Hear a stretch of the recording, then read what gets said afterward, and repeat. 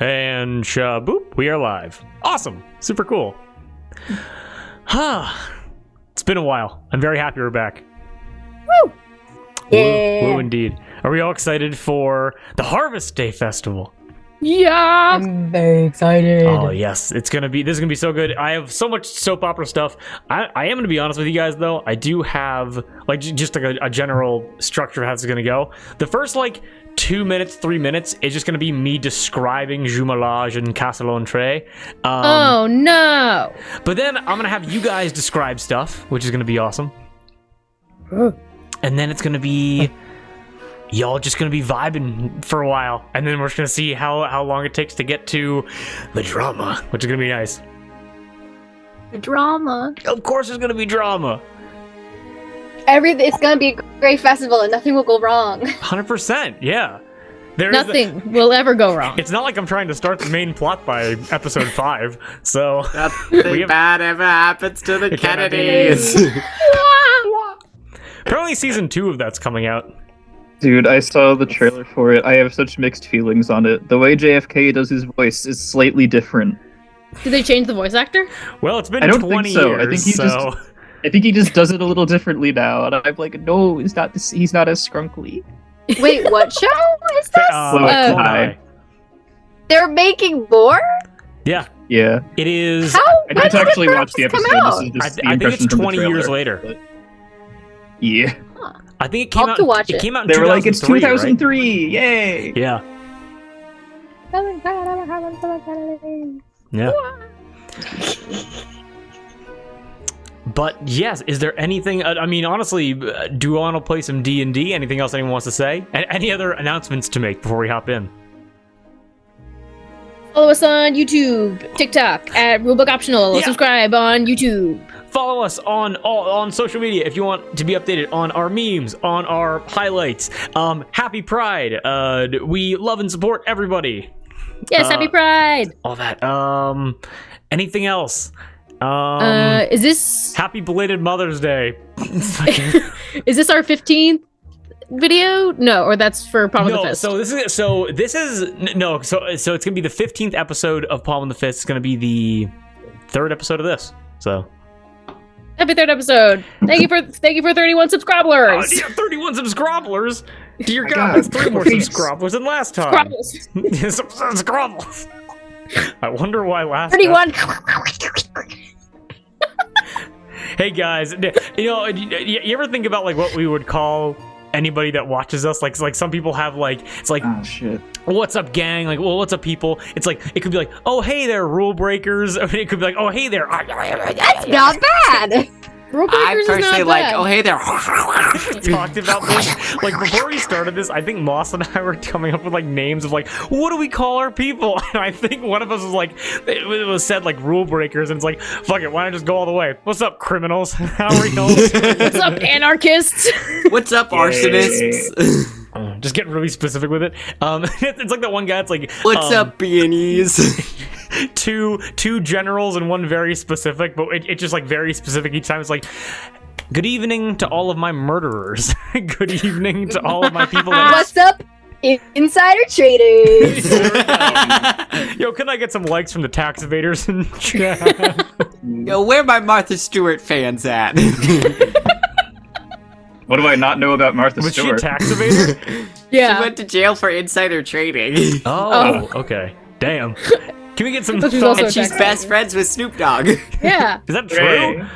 Yeah, they're best friends. All the lore, which I'm unaware of. That's awesome. They dooby-dooby-doo together. Do you know what's the wildest thing in the world? Thinking about the fact that Paula Deen, the woman known for all the butter, is also the woman who was kicked off, who's basically like one of the first people to get like what we understand is like canceled because of her liberal use of the N-word, which is like those streams got crossed, and that still blows my mind to this day. I never thought about that. She was the first canceled. At least the first one that I remember. Yeah. I can't remember when it was. Was it high school that happened for us? I think so. Like, might have been late. But my friend school. on Redbubble had bought a sticker of like her like riding a stick of butter like it was a bowl, and put it on his water bottle. Oh no! Oh man. Your friend's canceled now. Sorry. Yep. No. It was after like she got canceled as like a joke. Oh, okay. I only like He did just butter. really like Paula Deen. I only like butter ironically, so. Oh my goodness. You don't get it. It's ironic. Exactly. I was so confused when you first started telling that story because I mashed together like so many famous people with similar names in my head. So I was like Paula Abdul, but that was fully a different woman. MC Another Cat. one was it was Billy Joel and Billy Joe Armstrong. They were just Billy Joel Armstrong, and it was one dude, but that's also wrong. I mean, hey, you never know what they might have done in their careers. Maybe they collabed and went under the name Billy Joel Armstrong. Hey, Kate will be the first to tell you. At least you remember the names. At least you remember the names. Yeah. Hit or miss. This is Paula Deen. I There we go. understand. I see. To all those listening at home, look up a picture of Paula Deen and you'll have the same reaction we just did. It's just like, oh, that's who it is. I mean, we don't know what Paula Abdul does in her free time. Didn't she have a comeback like a couple months ago? Like she did like a concert or something. Ooh, Darby knows. No, I think you're thinking of Janet Jackson. Is that Janet Jackson? What?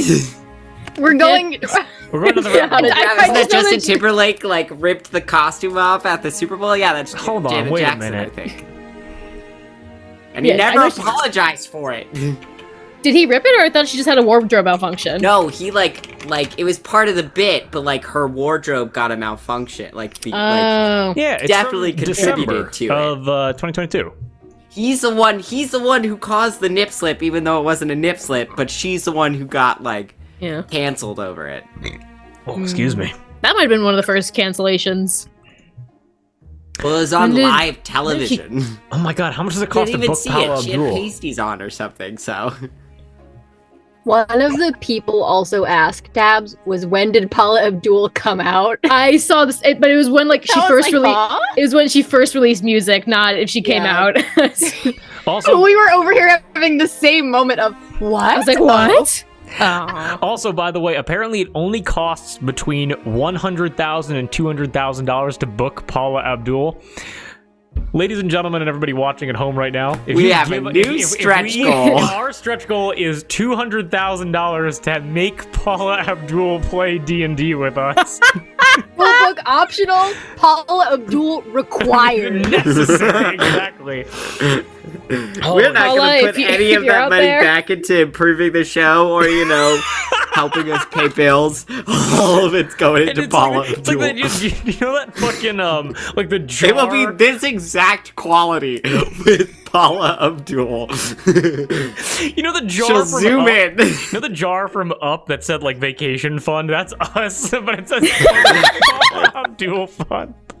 It's no longer the bucket of doom, it's the Paula Abdul bucket. The Paula Abdul fun I have bucket. that bucket Oh god. somewhere behind me. That's we're calling it that. The And Paula people- Abdul and, like- bucket. 80 episodes down the line, they're just gonna have to be like, what the fuck is a Paula Abdul fun bucket? It's like, hey, I can't get into critical. And it's like some people are like, I can't get into critical role because like, there's like all the episodes are so long. I can't get into Robocop because all the in jokes they have, it's just incomprehensible comedy. It's just nonsense. It's just gibberish. They're just going at each other for an hour. Just making noises. I just Half of them are just going while the other half are just doing this. Oh my god, I'm so happy we went down that rabbit hole. Yeah. I'm so glad that's on camera too, of you just being like, Moss, you can't do this to me. Theo Von rocks. But anyway, that's the stretch goal. If we make 200 grand, we're gonna book Paula. wait. How much does it cost to book Theo Von? How I much does feel it like we cost? should get Theo Von on this channel Okay, before I how met Paula Abdul. much to book I feel like Theo Theo Von is Von? treading on the wild west of the Holy internet. shit, he's also 100 grand to 200 grand. What? Easy. Okay, guys. Poll time. Would we prefer to have Paula Abdul or Theo Vaughn? Theo Vaughn. I'm voting Theo Vaughn. Not be expected to choose. I fear that Theo Vaughn mayhaps age like milk pretty soon. I don't know. I'm scared. No. I mean, I'm Paula voting Theo Abdul Vaughn. may also I vote be. I mean, or if we raise $400,000 very quickly, we could have the most interesting stream of all time. True. That's so much money. I'm saying that's why we call it a stretch goal. It's called a 2-week stretch goal, and we can get it done. So link in our bio to donate to our Theo Vaughn Paula Abdul stretch goal. Join us on on our GoFundMe, where it's Kickstarter. just the Vaughn Abdul extravaganza. We would have that go live and immediately get contacted by a couple lawyers being like, in what way did you even imagine we would allow this to happen? Oh my god.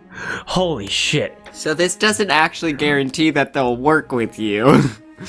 I mean, if you're paying We them, I could just assume. email both of them and ask really nicely if Yeah. they do it for free. Please, pretty please. Okay, fine. We'll go to the other end of the spectrum. Or the bit. Cheapest comedians to book. Oh, This is gonna come up with some. it's gonna be like Isn't Flo Rida pretty cheap? He's a comedian? No. But I know he does he did a bunch of weddings and stuff because he's really cheap to book. I cannot wait for him to just be like, whistle baby, whistle baby. Is he British? No. I Okay, just wait. didn't want to sing. How much you charge for a concert? Flo Rida and Pink Floyd. That's another two that I'm like the same Pink about in my Rida. brain. We love that. There's Which a- is Pink Flo. Flo I don't know what it costs- is about that. Flo Rida costs $150,000 to $300,000. That's too much. A little bit. Jeez. Honestly, I would take for honestly, I would take Theo Vaughn over Flo Rida to play D&D with. Same. Yeah. I feel like he'd make the craziest character ever. Yeah. He'd be like, I'm multi-classed into 8 different classes. I know we're only level 6. He wouldn't know what's happening. If we got into combat, he'd be like, man, I lay down and just take a shit. Like, I don't know what's going on. I eat an owl. No, yeah. But that's fucking hilarious, just imagining that. Anyways. For just $3.5 million, we could get Taylor Swift or Coldplay. I feel like one of those is vastly superior to the Cold other. Swift. Old Swift. Taylor play. Taylor play. Did you guys, like, this is gonna Cold sound, Taylor. did you guys, this is gonna sound kind of weird. Did you guys own iPhones back when I think Kate Moss, Tony and I, we would have been freshmen in high school. Do you guys remember when the No. U2 album was just given to people for free? Yes. Yeah. I remember And seeing everybody was memes so about mad that. about it. They were like, I don't want it. Do you know what's even funnier than that? You couldn't delete it. Like, it was Yeah. a mandatory album that you had Oh to yes. have. I thought you said YouTube. I was like, what No, are you no, talking no. about? YouTube giving things away for free? No. Ha ha ha ha ha. Okay. For $1,700,000, we could get Bruce Springsteen. We need The to father of New Jersey. Father. Kate and I's Because we're biological living father, now. Bruce Springsteen. Who's the guy who, how much is Jimmy Buffett? Jimmy Oh God. Buffett book We gotta get cost. Margaritaville Is up in anybody here. watching this? There's 4 people in here, but I don't know if that's just us. I have it open on my phone so I can go in Oh, the okay, chat. got it. Oh no, there's. How much does it cost to book It's him? not just us. For $1 million. Wow. Listen. Margaritaville's not How gonna about- pay for how about- itself. How about Uncle Cracker? Margarita wasn't built in a day. You can get Kylie Jenner for $1 million, supposedly, but what's she gonna do? Yeah. Who? Kylie Jenner. Oh, it only Does costs. she just like show up and take pictures? No, it's just this page I'm looking at. It's what is it? It's Seattle Entertainment Group Celebrity Prices. That makes it sound like you're buying them. I feel like that's not an actual valid site. Probably not. It's fun though. Yeah. They spelled Ed Sheeran wrong. Ed Sheeran. Is how they spell it. Ed Sheeran. You hire Ed Sheeran thinking it's Ed Sheeran, that's fully a different man. Drew shows up. Hi guys, I'm Ed Sheeran. You literally got what you paid for. I don't know what you. I'm not Ed Sheeran. I'm Ed Sheeran. For $3 million. Blow me away. Can we go back to Flow Riders prices? I think they're much more affordable. Hey, I'm looking at Uncle Cracker right I think now. Theo Von's the most affordable. Uncle Cracker is just 50 G's. We can scrounge up 50 G's. Dang. I'm gonna tag every single person we mentioned when this No, video. no, please don't. Please, no, do it. Do I it. will. Do it. I'm gonna do it. Stop. They get tagged. You know how many fucking things Uncle Cracker is tagged in every day? He's never gonna see this. Do you want to see Uncle Cracker or no? Oh, shit. 100 gigs for 20K. Oh, that's feasible. Honest to God, That's feasible. That's That's feasible. more than my student loan debt. I fucking love that one meme. That's like, if you showed 100 gex to a medieval peasant, they would just explode. I love that meme. We get 303 for 25K. What is 303? Like, isn't they like? They They probably did at one point. Oh, yes. That one, isn't that them? I don't know. I know what you're talking about, but I don't know the name. How many? Is this them? Just makes incomprehensible noises into my laptop. Yeah. See, most of the people A on my boogie with oh, the hoodie. So many of these people, I don't know who they are. most of the people Arizona, but it's all caps and there's a space between each of the letters. What website are you on? Event Resources Presence Incorporated. We could get 1,000 horses for $15,000. Whoa! Wait a minute! Oh my! Wait, for 15,000? That's only. Sure, it's a band called 1,000 Horses. Oh, I thought you meant actually 1,000 horses. Fuck. 1,000 horses. I'm sorry, we keep diverting this so hard. No, I thought you, Darby. I'm so mad. I thought you meant actually 1,000 horses. I'm like, that's only $150 a horse. That's a fucking steal. Great. It's 1,000 horses, guys. and they play bluegrass. Guys. Moss. Lil Sebastian as a druid that's permanently wild-shaped on our D&D stream. Just like the hawk in Animorphs. Yeah. Oh, Stuck fuck, forever. what? Yeah, right. It's like if you don't turn back within a certain amount of time, you're stuck forever, and the one kid was just stuck He forever. was a red-tailed hawk forever. I do, yeah. Horrifying. Oh my Sorry. god. I'm sorry, that was my immediate thought. But yes, little Sebastian Druid, who is a horse. Speaking of Little Sebastian, we could just rent a pony for $150. Like, We should do that. We could. Yeah. That's much more He'll feasible. just All right, be- now he'll just roll be the right here d20. the whole time. He's eaten the d20. We have to take him to the vet. No, we'd like get like one of those big balls that they have in the zoo, and we'd paint it like a dice, and you can just roll it around. But with all that, okay, any other booking? Anybody else that you I'm wanna very tag? excited to watch this back and see how we got here. Anybody else that wants to tag? If you want me to tag someone else in the video, say their name now. No. I'm good. Okay. We could get the country of Alabama for whole $400,000. The country Yeah. of Alabama. Last time I checked, I took an L in that one back in 1865, but That's all. that's some good Civil War humor for you. Our viewers just flatlined. Oh, careful.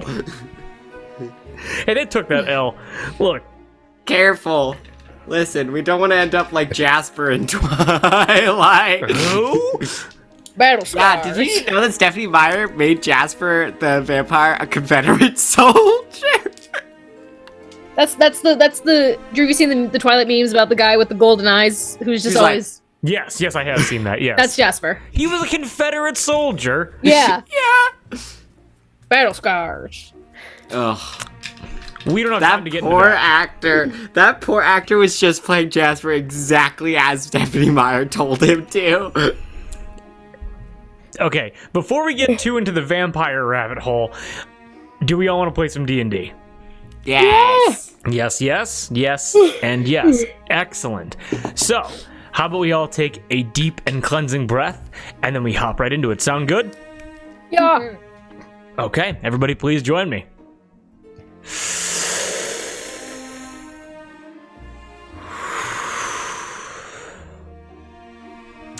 And we can begin. Everything after the breath is canon. And where in the world did we leave off? So many weeks ago.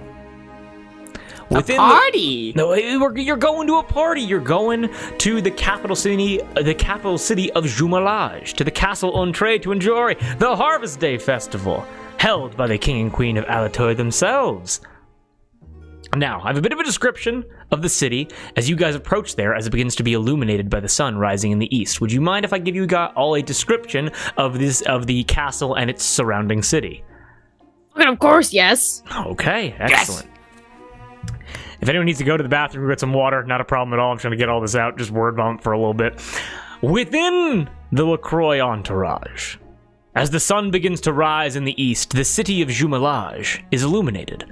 You are caught within its daunting shadow as buildings, one by one, begin to grow around you. The dirt-trodden roads suddenly and unexpectedly give way to clean, gray, cobblestone streets. And almost without warning, you are within the outer layers of Jumelage. As you travel further and further into the city, the carriages and horses majestically climbing up each steep hill. Here's what you see before you. Oh, God. That man is dying on the road. You see a leper dying of the plague. Somebody give him some water. Cleric! Help! A collection of streets, overlapping, wide enough for several wagons to pass at once. On each side, buildings 4 or 5 stories tall, crafted by the most skilled stonemasons Allatour has to offer. Their tiled roofs provide cover to swinging signs and billowing banners, advertising home, hearth, wine, shelter, love, weaponry, food, and so much more. Scattered among these city streets are statues, carved from all kinds of stone, honoring heroes and valiant knights from long-told stories and fables, who are now tasked with overlooking wherever the common man may find himself. You then watch as the winding uphill streets give way to the most beautiful building you've ever laid eyes upon, Castle Untitled. Bridges covering the wide canyons leading to the castle are lined with intricate designs of gold and silver, painting exquisite walkways to the fountains and green patches littering the castle's base. Keeping watch over the city and the castle are towering bastions, slim and pointed, 15 to 20 stories into the air, made of an immaculate white marble. As you climb up the path farther, you pass underneath professionally carved archways, defended by twin guard towers every 100 yards or so. There are turnoffs and turnarounds leading into the castle's structure or past the castle entirety, and past the castle entirely and into the opposite ends of the city. But turning in and following the roads up and up and up the hill even further reveal large plots of smooth granite forming railed platforms overlooking the royal garden, the hedge maze, the royal pond, and of course, the private Untitled vineyards.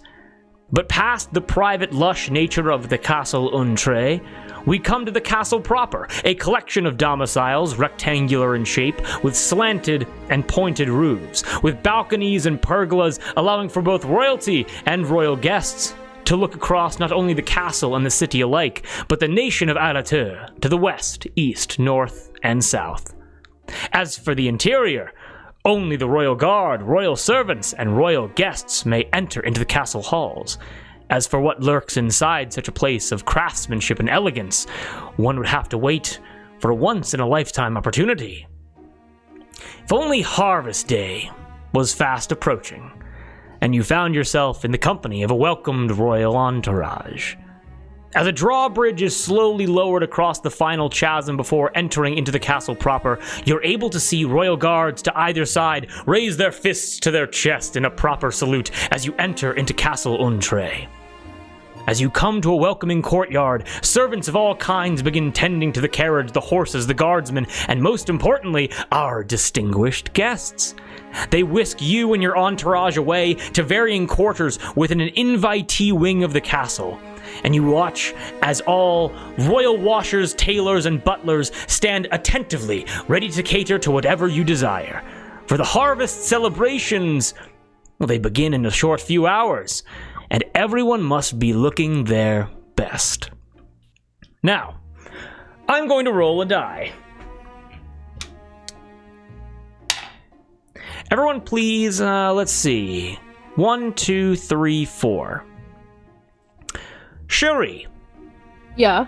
as you are whisked away to one of these royal domiciles, a room larger than you would have any idea what to do with, a glorious feather bed with posts and silk canopied over it, you see an elaborate washroom with a golden chamber pot, an elaborate silver bath. You see servants standing attentively with hot coals and warm water, and you are able to see these tailors and butlers standing ready. What are you going to wear to the harvest celebrations? Oh boy, oh boy.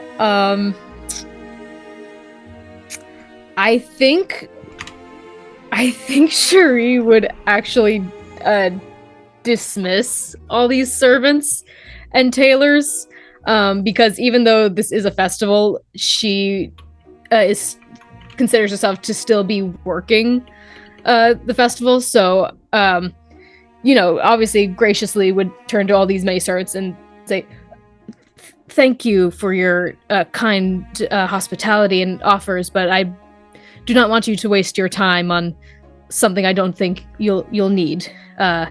I think I will just wash up and attend the festivities as is." You're able to see a woman in a large poofed dress. She has like a front backpack wooden case opened full of like makeups and mirrors, and goes, "Right away, everyone, clear the room!" And everyone immediately kind of like shoos everyone outwards in like a puff of like white powder as she shuts her case as the servants leave your quarters. Yeah, I think Shuri just like quickly washes up, getting like the days of travel off of her. Make sure that everything that she does have is like clean and well kept, but adorns her usual red scale mail armor, pulls her hair a little bit out of her face in a top knot situation, half up, half down. But other than that, and like a fresh face of makeup doesn't really change much about her appearance. Okay. Large, you're just kind of cleaning yourself, making your weapons are in pristine condition. Is there anything else that you would do with this kind of like preparation time besides maintain your weapons and your cleanliness?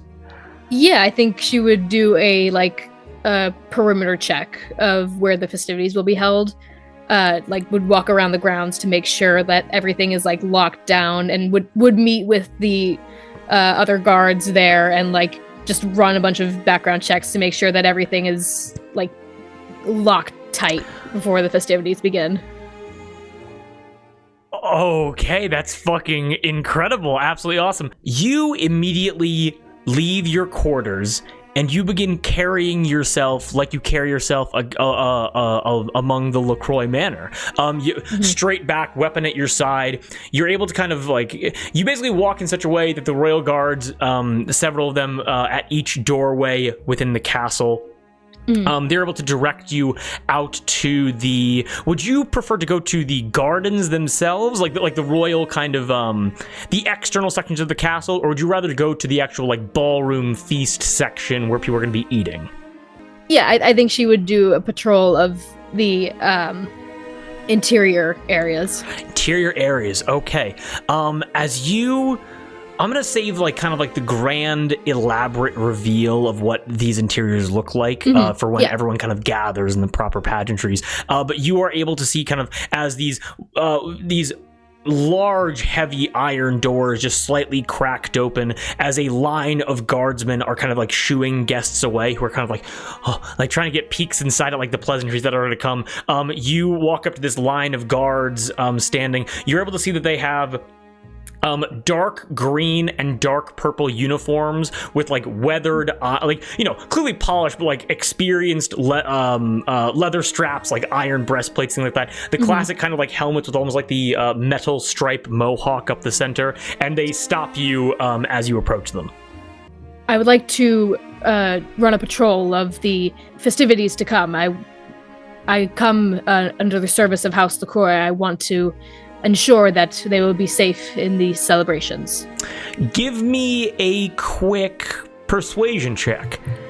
Yeah. And I'll say because you didn't change, and because like you're in armor, give me it with advantage. Ow, fuck. Punched my lamp. Oh. Nat 20. Looks at you and goes, "But of course you are allowed this inside, everybody." And quickly just speaks Allatour, allowing the guards to know that you wish to have entry to survey the area. As you hear, hup, hup, hup, as they all kind of heel turn, making a one-person entryway for you to walk inside. I nod and give that kind of same salute that they gave us upon entering as I enter. Sir, and as I salute, they then turn back to their duties. As you're able to walk inside, you see that with only several hours to go until the festivals properly begin, you're able to see elaborate wooden and stone chairs and tables being moved around by servants. You're able to see chefs rushing wagons of food into like several assorted kitchens. You're able to watch as like huge, like basically fermenting barrels of wine being lugged around, just kind of getting ready for an affair that's going to hold several thousand people. And you're able to see scaffolding building up in the center of the room to a domed ceiling, which is still in the process of being painted. Give me a quick perception check. Yeah. 4. As you look up, what you are able to see is it looks like some kind of like person, but like a small person draped on some kind of like some kind of blanket on some kind of field until paint begins falling down on your cheeks and onto your scale mail armor. I step out of the way of the paint and just grab someone working off to the side and say, "What is that?" You just grab like some random painter dude? Yeah.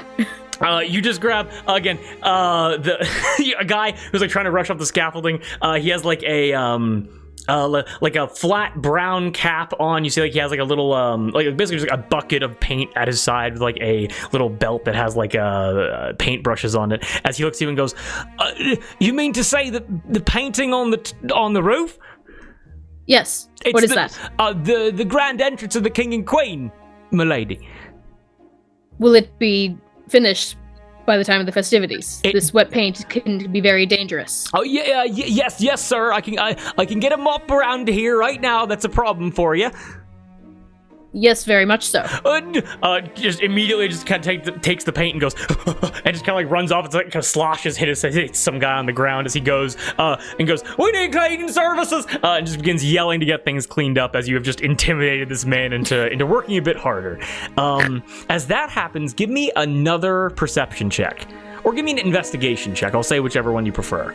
I'll go investigation. That's a dirty 20. Okay, dirty 20. I want to make a roll real quick. And then after this little thing, depending on how this goes, we might cut away. Where is he? There is he. Dirty 20, you say? Yeah. Moving behind the scaffolding, coming from, because again, this entire place, at least for right now, this is a ballroom that is under preparation. The amount of servants and the amount of people moving in and out is just an absurd amount of people, and you're looking for anything out of the ordinary. Maybe about 80 to 100 feet away, through the scaffolding, through the main section of the room, you're able to see a man. You're able to see he has kind of he has swept back black hair. He's about 5'10". He is clean shaven. He has a red ascot around his neck and a white dress shirt opened to about right between his pectorals. He has a black pennycoat on and like sturdy black boots. And you see him holding the hands of what look like two smaller people. They could be halflings or gnomes, both of them in brown cloaks with their hoods up, as he is with both of his hands walking them. You're able to kind of see with his perception check, he walks them from behind the scaffolding out to the left section of the ballroom, and then is able to walk into one of the doorways that's within this space, disappearing from your view. I'm gonna trail that. You trail that. Excellent. Yeah. Give me a quick survival check to see how well you can track this dude. Fae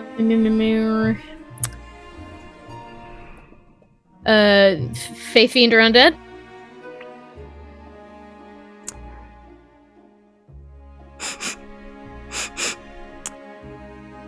Sherry, you smell something that you have not smelled in a long time. Give me a quick history check. Okay. I believe if this... Is this about Fae Fiend or Undead? Give me a history check. Well, I get advantage. It's about Fae Fiend or Undead. You do have advantage, yes. Okay.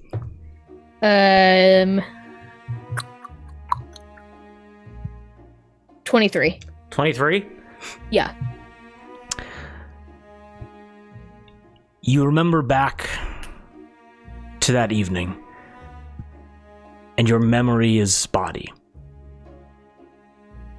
But the one thing you do remember, it is the scent of those that were there, of those that taunted you. And the memory jumps alive in your head as you follow after this person's trail. Do you still want that survival check? Yes. All right, and I give it to you with advantage. Sorry, that's only an 11. Only 11? Okay. With advantage, yeah. Let's actually see. I did not expect this to be this cool fucking... Gotta ask. Also, I dropped one of my dice. So you immediately enter. So you peek into this doorway, and Yeah. as you sniff, and as the scent catches you, it takes you around a corner, around another one, and it begins leading you back to another. It's like up some stairs, around another corner, and then it begins to kind of fade away. It gets much less. It gets weaker the more that you follow it, until maybe 2 floors up in another invitee wing of the castle. Give me a quick dexterity saving throw. With pleasure. That is a 19.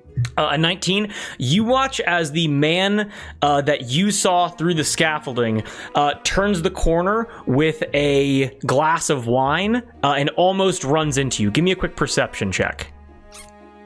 Oh boy, oh boy. 12. 12. This wine glass is filled directly to the brim as his arm comes out and almost slams into your chest.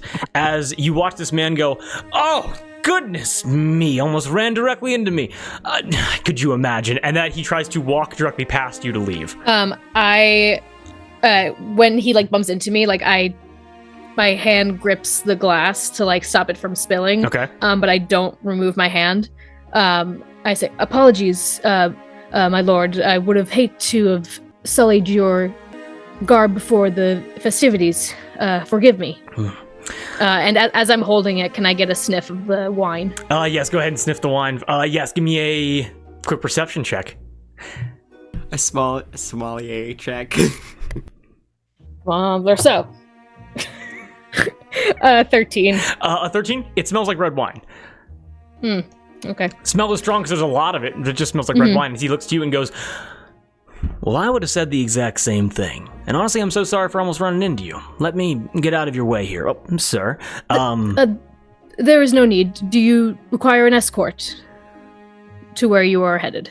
to where I'm headed. I'm headed to my group. Is there a as he kind of like recognizes your stature? You are taller than him by a wide margin. As he goes like, is there some kind of problem here?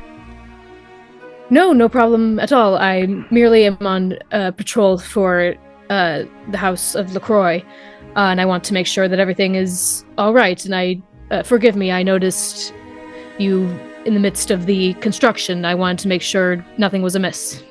Oh. Kind of look. He takes a sip of the wine real quick, so it's not like kind of spilling everywhere. As he goes, "Oh well, no problem at all. Thank you so much for being so vigilant. Just 2 children got caught playing kick the apple within the courtyard. Guards brought them to me. Oh, my name." As he kind of puts the glass down on a nearby table, as he puts out his hand and goes, "My name is Charles, by the way." Charles. I give him a firm handshake. Sir Cherie of House LaCroix. Sir Cherie, of course, Sir Cherie of House LaCroix. Everyone knows of Sir Cherie of House LaCroix. And as this guy meets your gaze, the last thing you notice about his physical stature is you recognize his eyes. This man has purple eyes. In that handshake, can I make an insight check on like what he's been saying and on those eyes? Right ahead. So you made an insight check on what he'd been saying. Yeah, insight check on what he's saying. Yeah. The eyes are kind of dubious. Like that's kind of weird to be like, I don't trust your eyes. What does that mean? Doesn't Cherie have purple eyes? He does. Yeah, I'll do insight check on what he's saying to me. 21. 21. I'm gonna say that 21, you recognize that the wine glass that he was holding was absurdly full, and he came around that corner real quick. It's almost like he tried to run into you. I let go of his hand. It's a pleasure to meet you, Charles. Is there a second part to your name? Who are you joining in these festivities?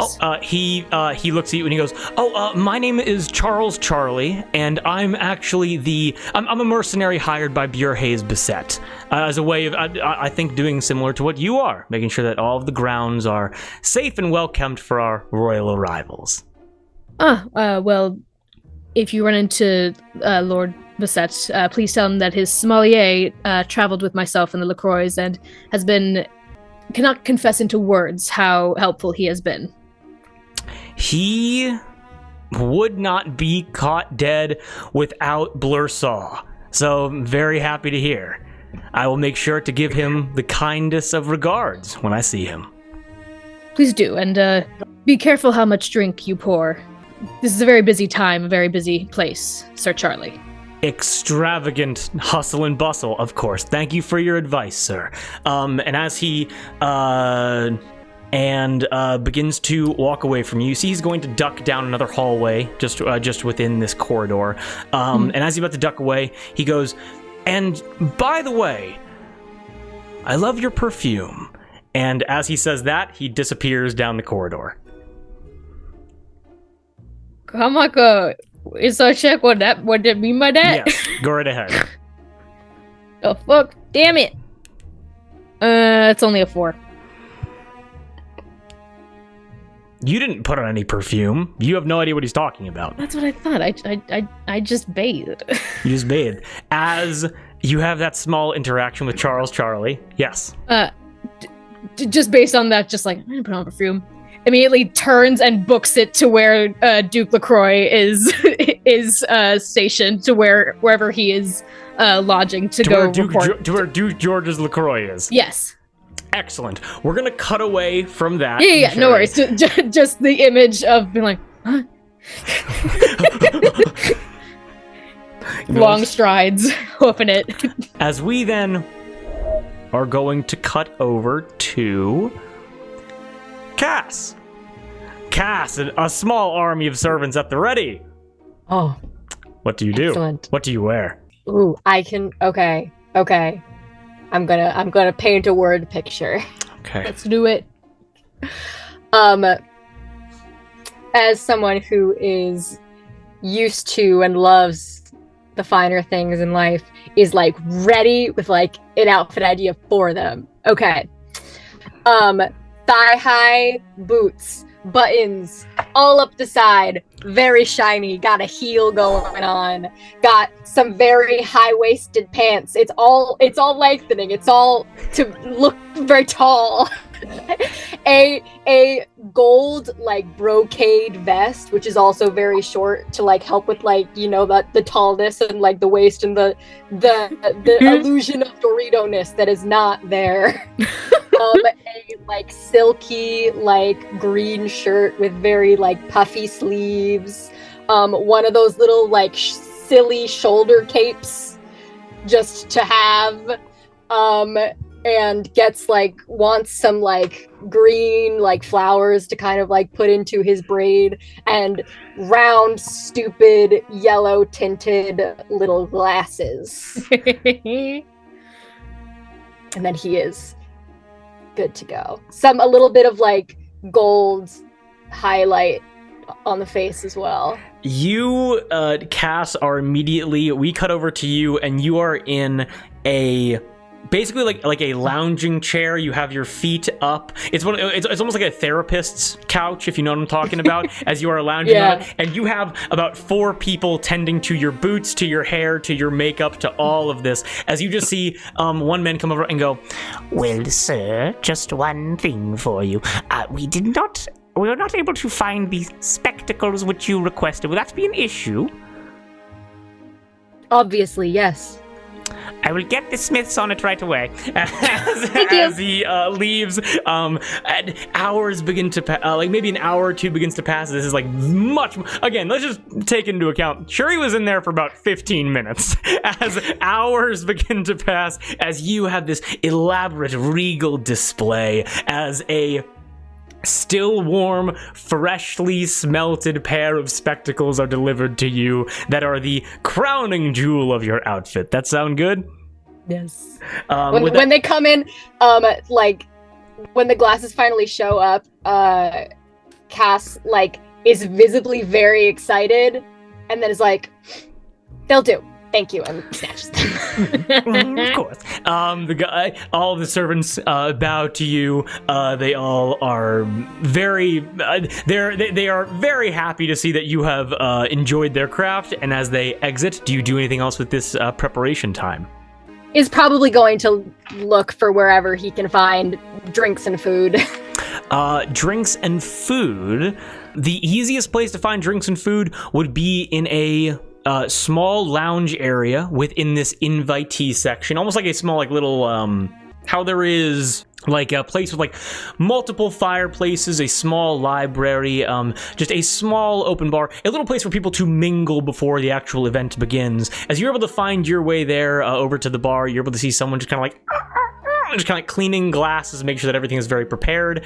What do you wish to eat or drink? As you are then joined by, as you're able to watch Georges LaCroix and Amelie LaCroix join you, just in this room. I am going to get a hefty glass of the sweetest wine they have. An excellent dessert wine, poured very elaborately, is swirled in its glass and pushed over across the bar to you. And I won't approach them myself yet, but I will like listen very carefully to whatever the LaCroix are talking about. Excellent. Do you try to hide yourself in any way, or do you just kind of exist in the room? I just sort of exist in the room. Okay, not a problem at all. You are able to hear as a door flies open, basically hitting the wall that it is attached to, as you see Sherry on a mission barge into the waiting room. Sherry, you see Georges and Amelie LaCroix.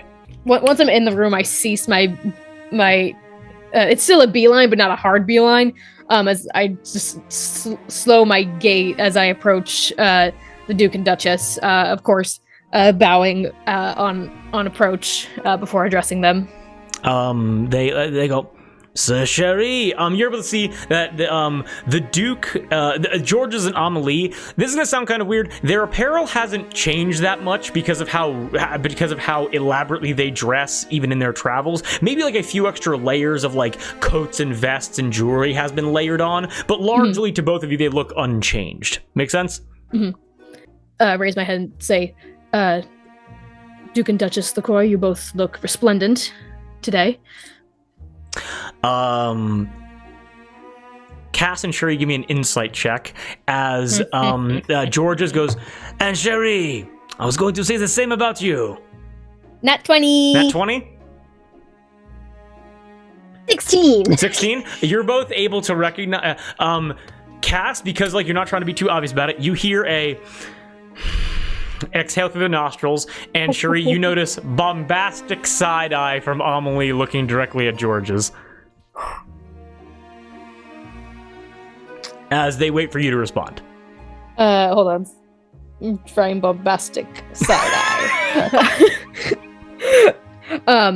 eye. It doesn't shake her. She catches it, but doesn't let it show on her face. Turns to Duke Georges, still addressing both of them, says, Your Grace, may I briefly steal the Duke for one moment? This is a very important matter. You watch as her eyes narrow and her lips purse slightly, almost imperceptible because of the nat 20, as she goes, but of course. As she turns her back basically to both of you and leans up against the bar right next to Cass. Thank you. We'll only be a moment, and we'll pull the Duke Georges walks aside. with you. You guys are able to take a few steps and like begin kind of speaking in a hushed tone to each other. Once I believe we're out of eavesdropping distance from both the Duchess and the Viscount, I still in hushed tones and say, I was in the ballroom earlier and I ran into a man. Do you know of a Charles Charlie? Sherry, I'm going to be honest with you.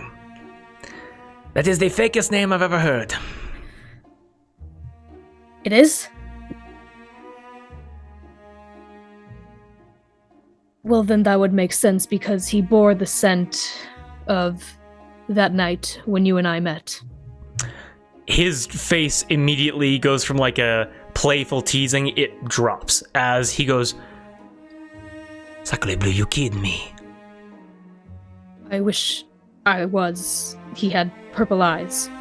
And I describe the rest of his appearance to him. Georges looks to you and goes, what do you think he was here for? I do not know. It seemed like he wanted to run into me. He was carrying a very large wine glass heading towards the invitee quarters. He said he was hired by Lord Bassett as a mercenary. I'm gonna say this. Roll me.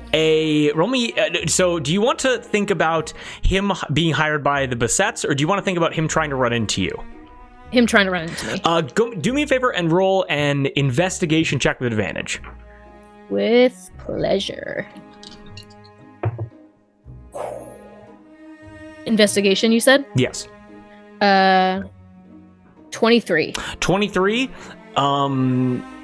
As the Duke just kind of thinks about it with you for a little bit, you recognize the wine was so full and he turned so fast because he wanted to splash your garment with wine. He knew that you were following him, and what he was trying to do was ruin your outfit so you'd have to heel turn away from where he was going.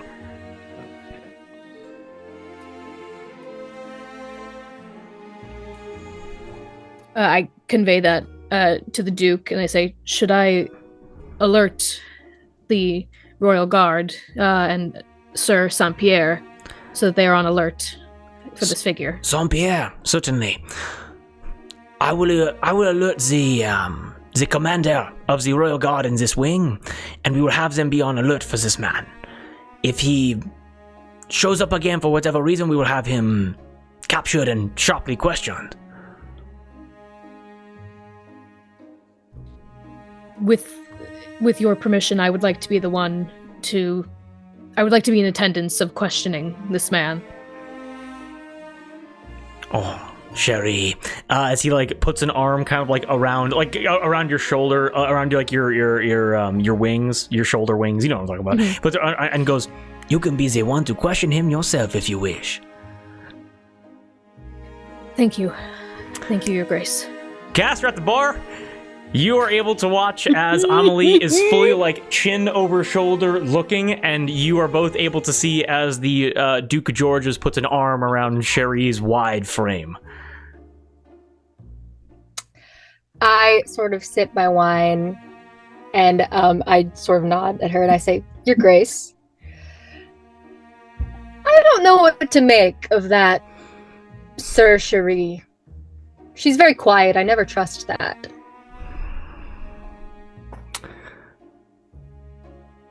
You watch as Amelie looks at the bartender.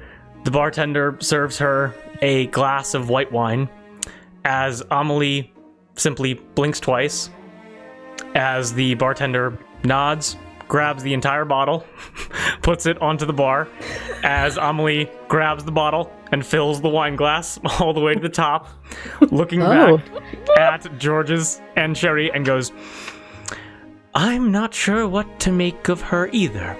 We are the same in that regard. Dude.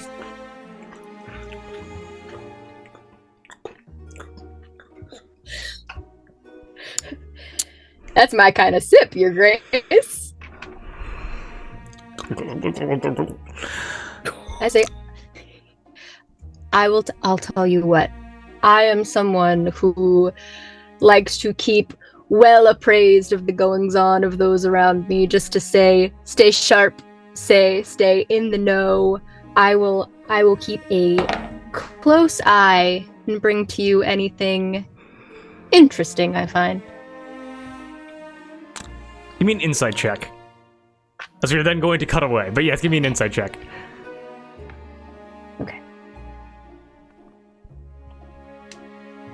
Okay, that is a 16. With a 16, you're able to watch as her eyes, as she blinks, as she goes, as like, across her face you see like, it's almost like a flash of contemplation, and then a little bit of anger, and then a little bit of like, ambition, almost a little bit, as she goes, well, for that, if you were to bring me anything, I wouldn't know whether to reward you with a pouch of gold or have you flogged in the street. That's the best kind of information, Your Grace. She looks at you with another full wine glass and goes, for who? For who?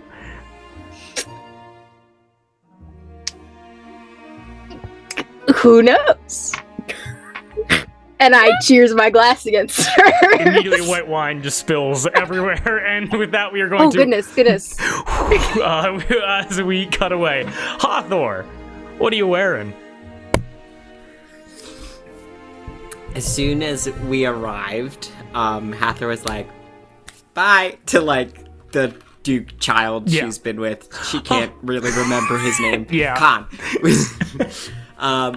She's like, oh, see ya. You come bursting out of the carriage. I'm like, why did I do that? I didn't even break a sweat. And she will, You've not slept in days. Khan comes out like, and his like bags under his eyes. He's fucking gaunt. He needs a glass of water. He needs some OJ. the widest smile on his face. Oh, okay, so you, yes. Hathor is going to take, very traditional for her, she's going to take a bath. In the largest bathtub she can find. Yes.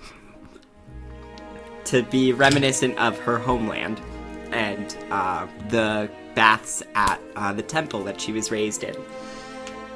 And she has this very ritualistic process to it, because like washing your body and caring for your body is very sacred to Aphrodite.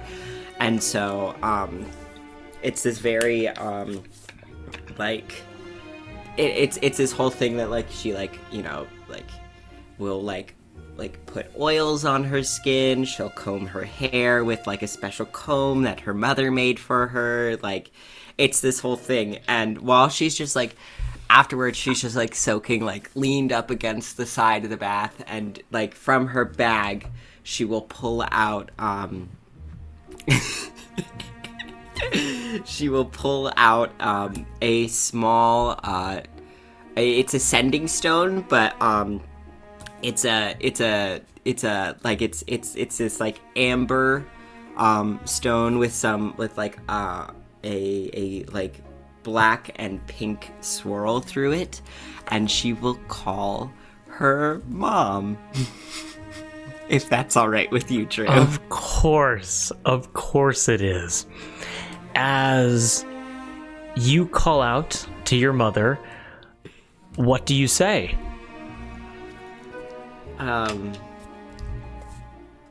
Mama? Are you there?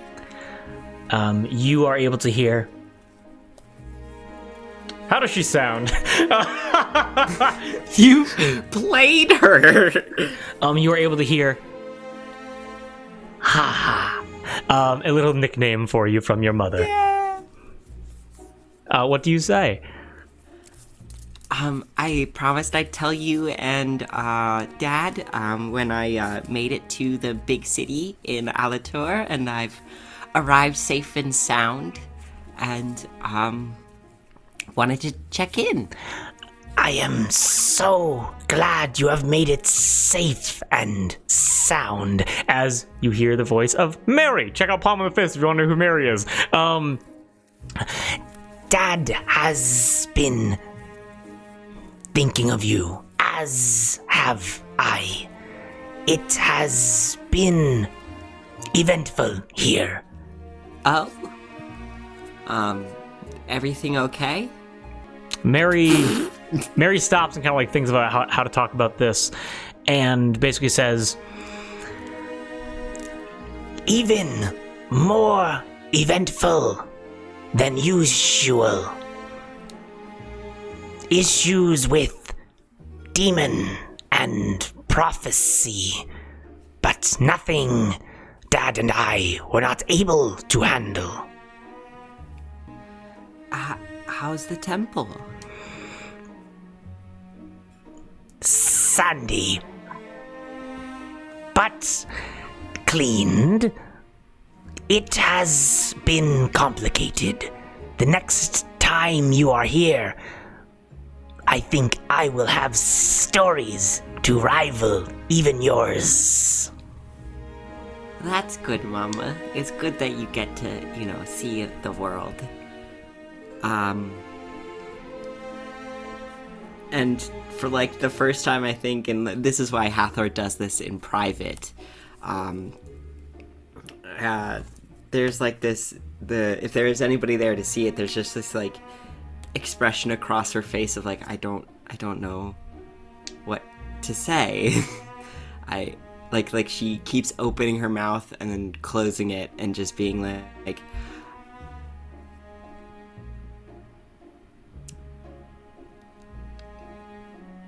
Tell Dad I said hi. I certainly will. And there's another pause in the conversation as Mary, being your mom, you're able to hear, her mouth open and close a couple times as like a forked tongue kind of slithers out of her mouth. She goes, Your exploits. You are being safe? Yes, I have a whole bag of condoms. Don't worry. I think a noble wanted to. Well, it was the equivalent of meeting the parents, and woof, haha, so funny. You have met the parents. Yes, but not.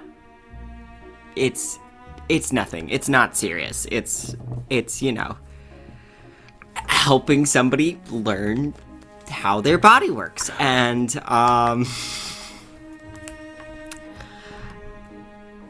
I think I'm starting to make friends. That is so good to hear. I'm gonna make a quick roll, and if this interferes with backstory stuff, please let me know. You were able to hear Mary say, Where is that orcish man? Higgy, I believe his name was. Is he well? Hathor looks to the other sending stone that she has on her. This just a regular one. And she kind of stutters and flushes. Oh yeah, he's great. I think we're in different countries now. I don't. Is he not? Is Higgy not with you guys? Give me 1 second. and you're able to hear your mom go, Yes. as like some like wicked infernal love magic is casted by her, as you just hear like because it's very like lovey-dovey. She is a succubi, like she does have like infernal properties to her, as you're able to hear. It seems he is in Allatour at the moment. Oh, and Hathor fully drops the setting stone and goes, oh shit. It's just fully like, oh god, oh god. Did Hold he on. not tell you? No. He's here? He's here?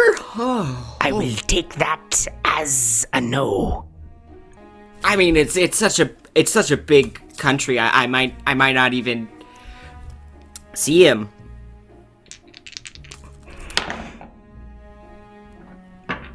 She goes, and she goes, Would you like to know where he is?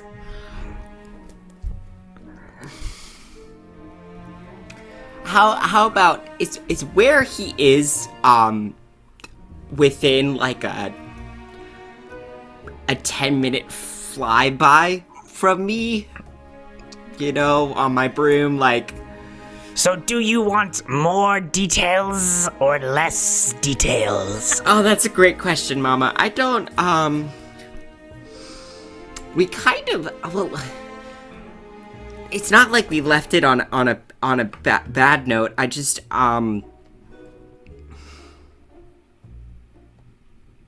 it's complicated. Hathor is beet red, just like for like nobody's the seeing bath this. begins But, steaming, like it begins heating Yeah. up. Yeah. Yep. A light simmer. Yeah. Nobody's seeing this, but this is the first time she's looked like flustered. He might be busy with other stuff. So like. Here, how about this? Is it likely that I'll meet him within the next 24 hours? Your mom, you hear, Because I need to get dressed, and I need to be ready. you can hear the magic disperse, as your mom goes, I am unsure, but I hope you do. And I hope you will. you can just hear her smiling through the phone. Yeah, you and Dad really liked him.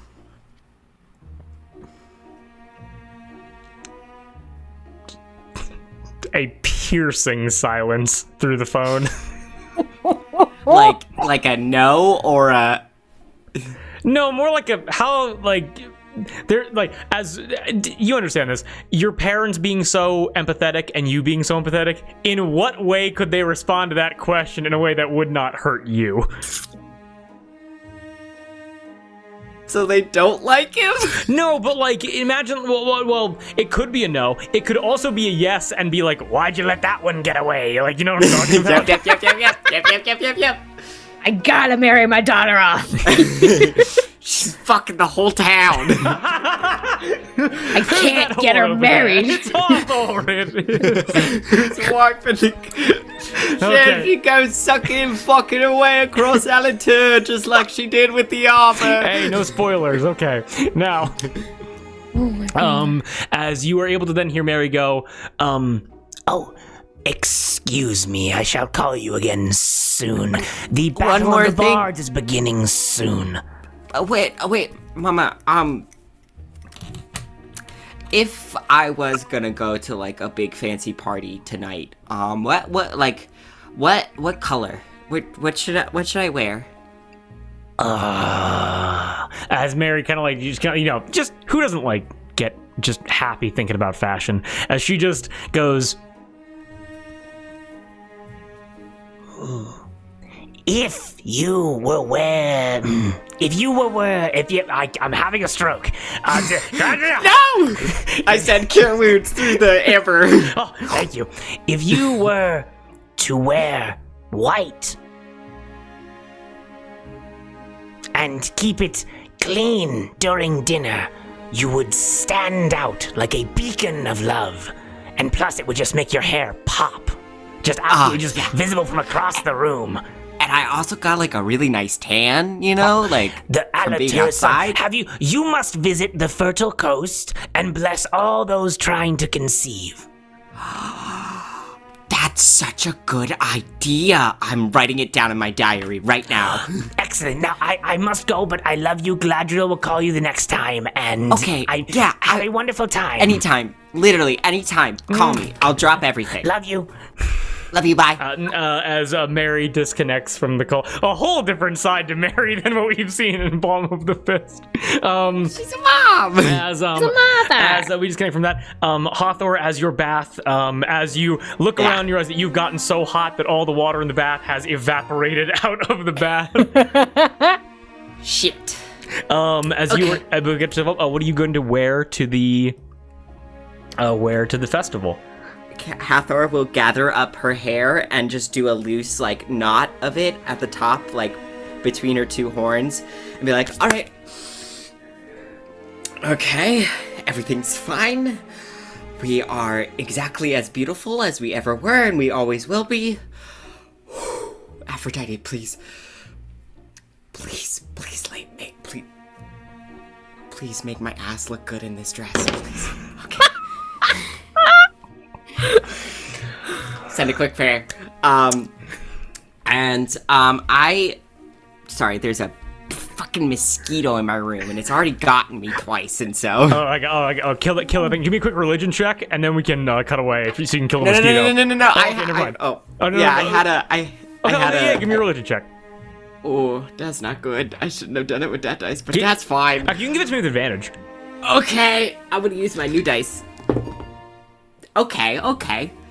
That's a 13. 13, excellent. So what do you wear? So, sorry. Hathor has this very it's a dress that her mom made for her that she packed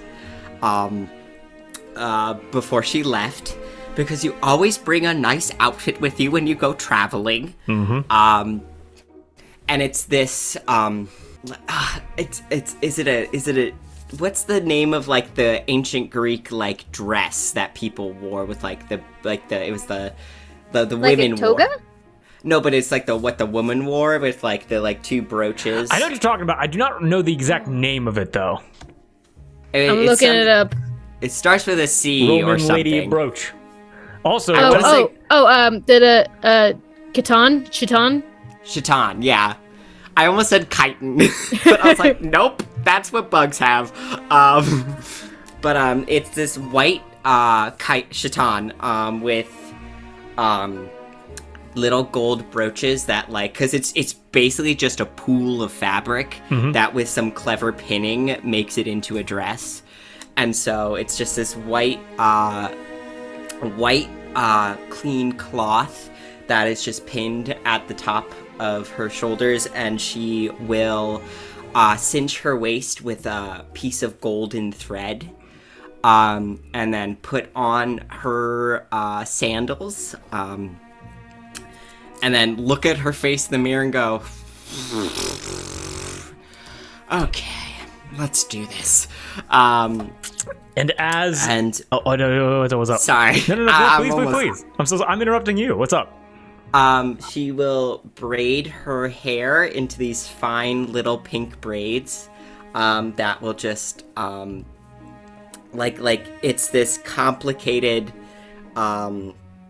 just shower of little tiny braids that are also braided together, and then like little gold clips put in, and then she will, put on some gold lipstick and some gold eyeliner around her eyes pink blush around her eyes and cheeks, just to make the gold of her eyes stand out a little bit more.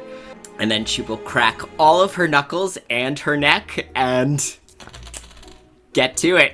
As you are leaving the room, makeup looking perfect, your chiton looking perfect, everything, your hair braided to perfection. As you are leaving, as you quickly turn, you're able to see in the mirror, coming from the steam from the empty bathtub, you see it almost looks like the silhouette just of almost like the silhouette of a woman just flick her wrist in your direction, and as the cinch around your waist tightens up just a little bit more, your ass looks incredible in your chiton. As Aphrodite has blessed you in this regard. Yes, queen. Let's go. And she's just muttering to herself as she's walking down the hall. Like, also, her rapier is at her side. Yes. And she's like just muttering to herself, like as she's walking down, like, I might not even see him. It's totally fine. Like, you know, wouldn't that be wild? There's a whole great big continent. How do you even get here, though? Holy shit. Fuck, I'm freaking out. Anyways, I need to make out with somebody right now. As you leave your small little invitee chambers, you're able to find your way over to the same waiting area, and you are able to see a progressively drunker Amelie with a cast standing right next to her. You're able to see Sherry, almost mix those two names up. There's a lot of E's names. Sherry and George is talking, kind of arm in arm, maybe like 15 feet away. And as you join in, we can get to those little social interactions in a little bit, as we then cut over to Blurso, a small army of servants at your beck and call within this chamber of royalty. All for you. What are you wearing? What are you doing? Alrighty, okay. So I guess I've got like a white button-down shirt on. I like the picture. I'm wearing like a grayish, beigeish vest. Sounds like you're talking into a microwave. Oops, I'm sorry. Well, okay, I can do this, and then if this isn't better, I can. That actually is better. Hooray! All right. So I've got like a vest on, and then like an oversized vest on top of that vest, like as if trying to look like wearing a suit jacket, but it's really just two vests. What? Wait. So you have two vests on, one buttoned, one sleeveless vest open to like a suit jacket. Yeah. I'm writing that down. Hold on. Give me 1 second. Yeah. Every time you ask me what I'm wearing, it's probably just going to be made up on the spot. I love it. Hooray. That was worthy of me jotting down. That is incredible. Any other fine details of jewelry or accessory, or are you trying to make a statement with just the vest? Oh, just the vest, not a problem. Do you? I mean, I've got like dress pants and like shoes on too, but there's nothing really distinguishing, I would say.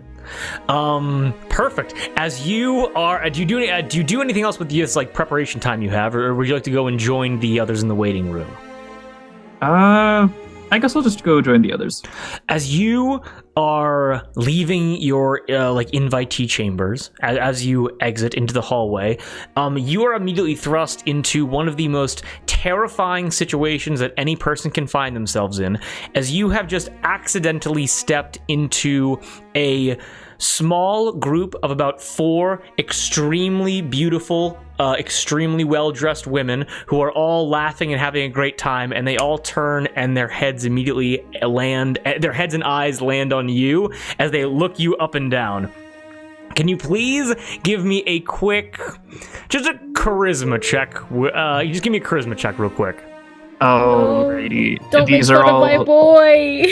These are strangers, these people? These are just strangers, yes. Alright, I'd say 13. 13? Okay. He looks so good. As they look over to you, as you're again, some masquerade masks on sticks. You're able to see one of them whip out a fan, start fanning themselves, and go, "Oh, I'm so sorry. We seem to have gotten in your way. Are you wearing the new Renoir vest? On top of a Dubois vest? A combination of old fashions and new fashions? Sir, what is your name?" Yes, I always wear my Renoir on top of my Dubois. I've already forgotten the names of the vests they said, 20 seconds later. My name is Blorso Bumperdinger, but if you want, you can call me Blur. Blurso Bumperdinger? May I call you Blur? You may. It's wonderful. Goes. Oh, well, you. Who within that room dressed you in such a nuanced yet traditional fashion sense? Did you use a personal tailor, a personal fashion consultant? I simply must know. Oh, it was one of those high fashion people.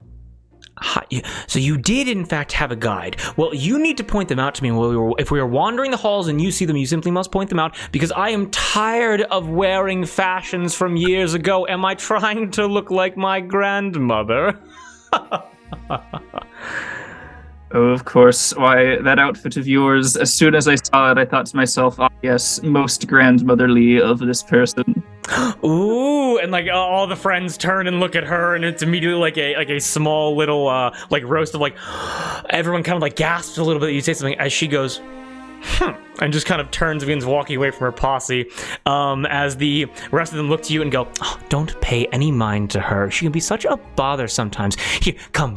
We're going to have a glass of the finest new LaCroix champagne before the events begin. Would you like to join us? Sure. Oh, please, come along.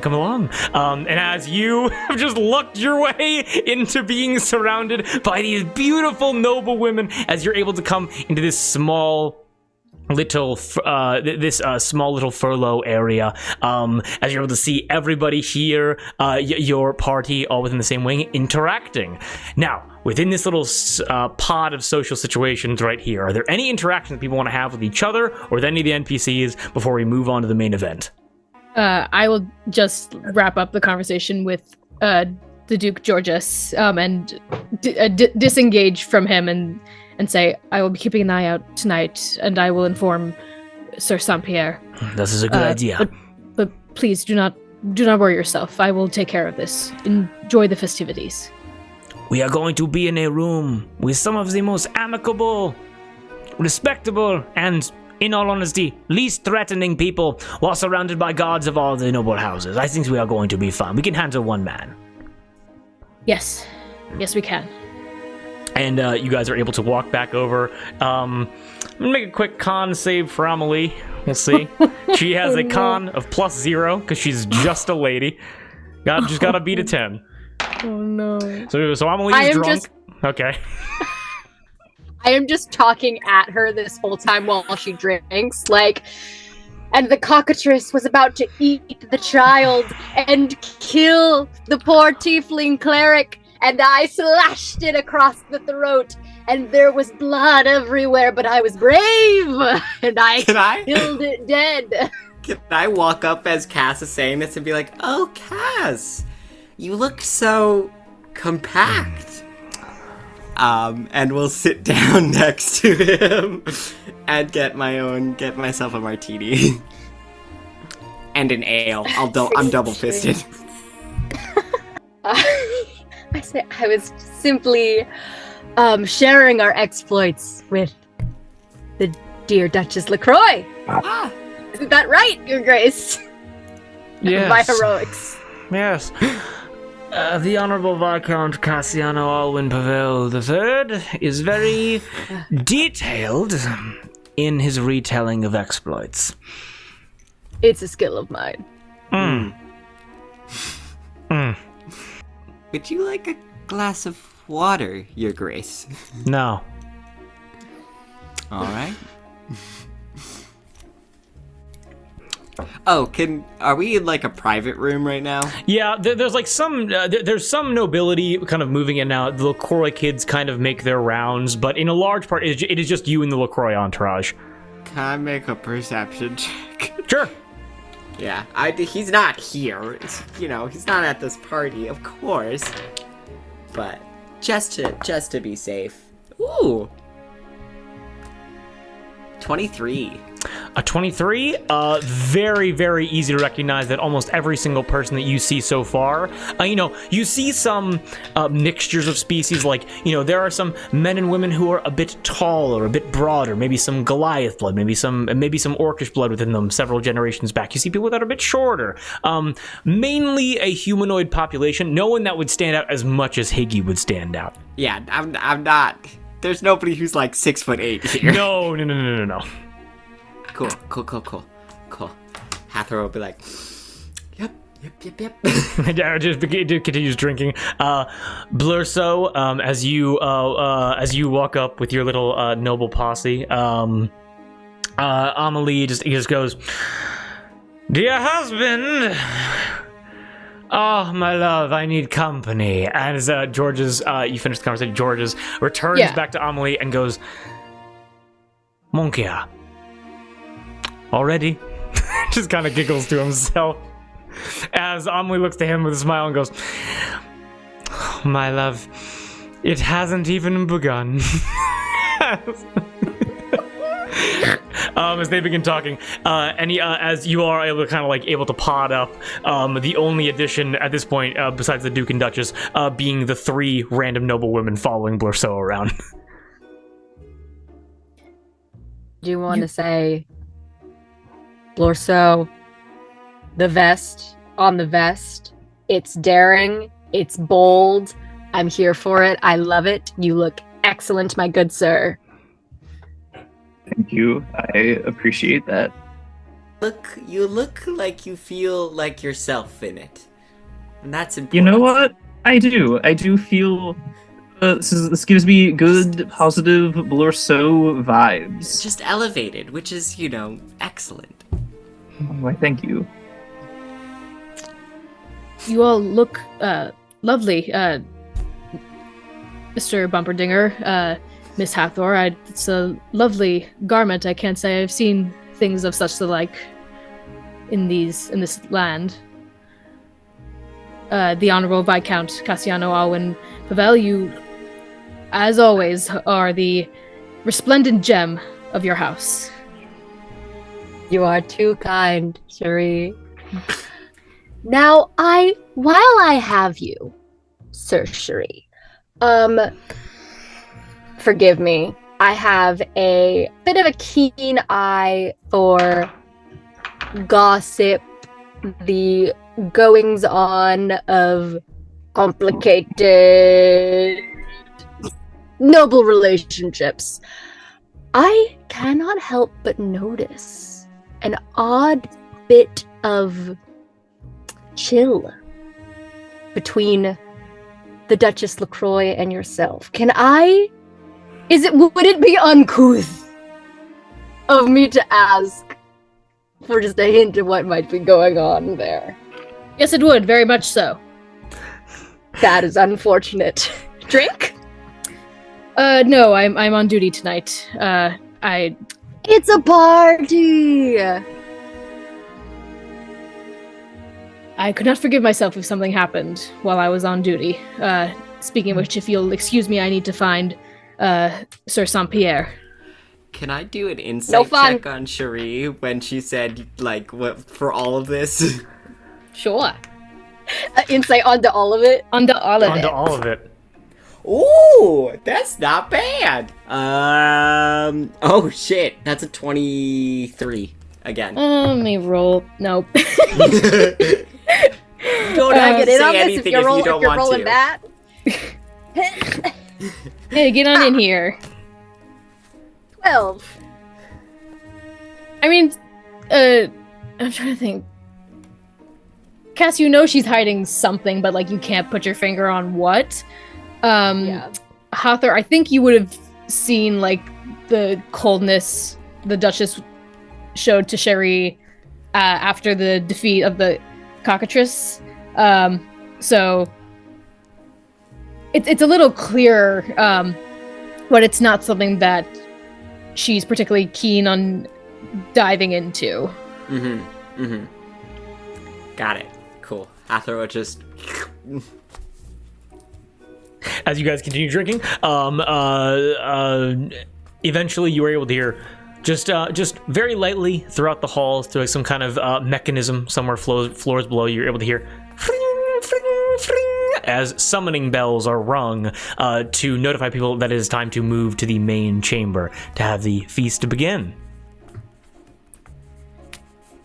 I want to immediately link up to Sir Saint-Pierre. Like, I'm assuming the two of us would move like as escorts for the Duke and Duchess. Yes. So as the LaCroix children fall in line in descending age order behind Georges and Amelie, you two and a host of LaCroix house guards are able to escort them through the hallways as safely as possible. And in the exact back of this little entourage, there's going to be Bleu, Cass, and Hathor as invited guests of the Duchess herself. As you are all following in line, just a quick 2-sentence conversation with Saint-Pierre. Cherie, what do you say? Yeah, I just sidle up next to him and I say, keep a lookout tonight for a man with purple eyes, not very tall in stature, slicked back hair. Who knows what alias he'll go as? I know him as Charlie Charles, which... Yes, exactly. I believe he may be a threat to the Duke and Duchess and members of the festivities today, so keep an eye out. The Duke has informed the commander of the Royal Guard as well. Saint-Pierre, this being... who is usually, coarse with you... This being a matter of the safety of the House LaCroix, immediately without any kind of backhandedness goes, but of course, I shall be on the lookout for the man fitting that description. Thank you for telling me. Of course, Sir Saint-Pierre, it is my duty to this house. So, Cherie, as you guys fall back into line and escort the LaCroix entourage into the main ballroom. As you enter into the ballroom, may I give a quick description of what you are able to see now that several hours have passed, everything is properly situated, and guests begin to flood in. Yeah. Okay, and they'll take a little bit of a break after this. Sound good? No. Okay. Okay. I mean, yeah, but You stroll through the hallways of the invitee wing, passing by countless rooms as staunch and polished suits of armor lay around every corner. Weapons and shields and paintings hang onto the walls, with each being the center of its own fairy tale adventure of the heroes of old. You descend through long, spiraling staircases and long, wide flights, reuniting you with other groups of nobility, until you are but a small bundle of people within a larger cornucopia of elegance.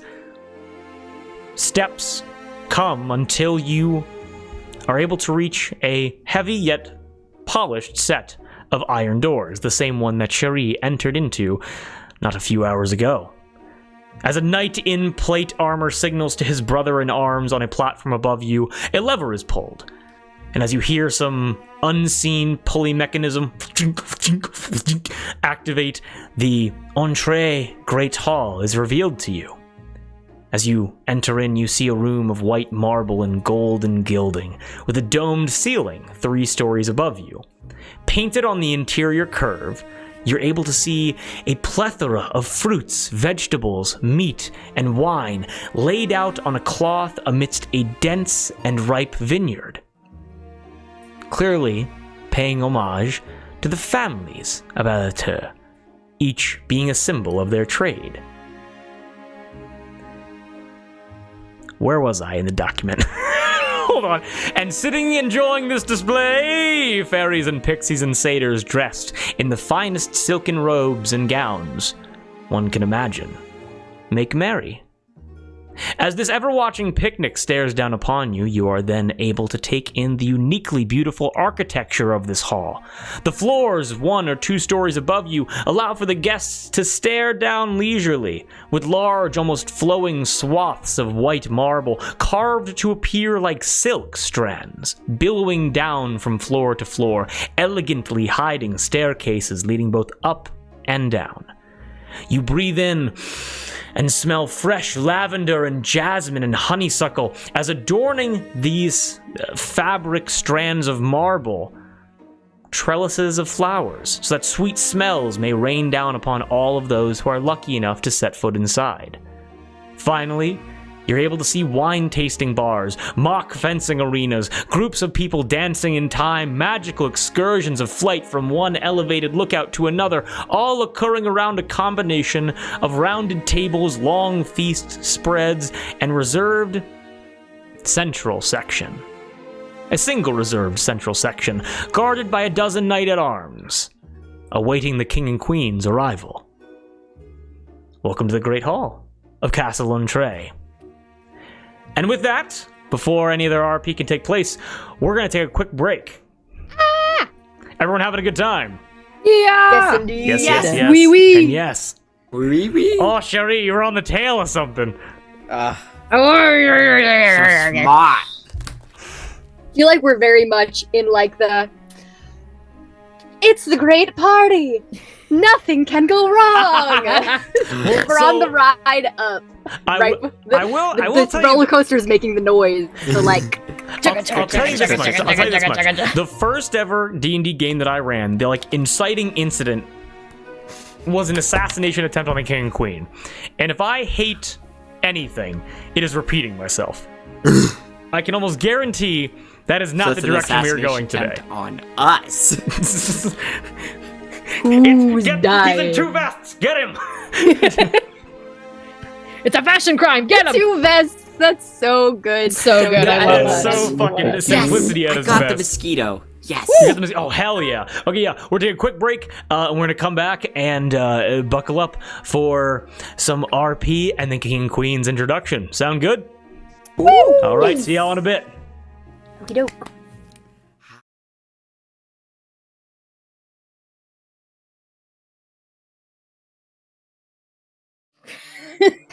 Yar, it's And we are back. good God. Yar, it's rewind time. Yar, it's rewind time. It'd be rewind time, it is. I remember back when it was rewind time.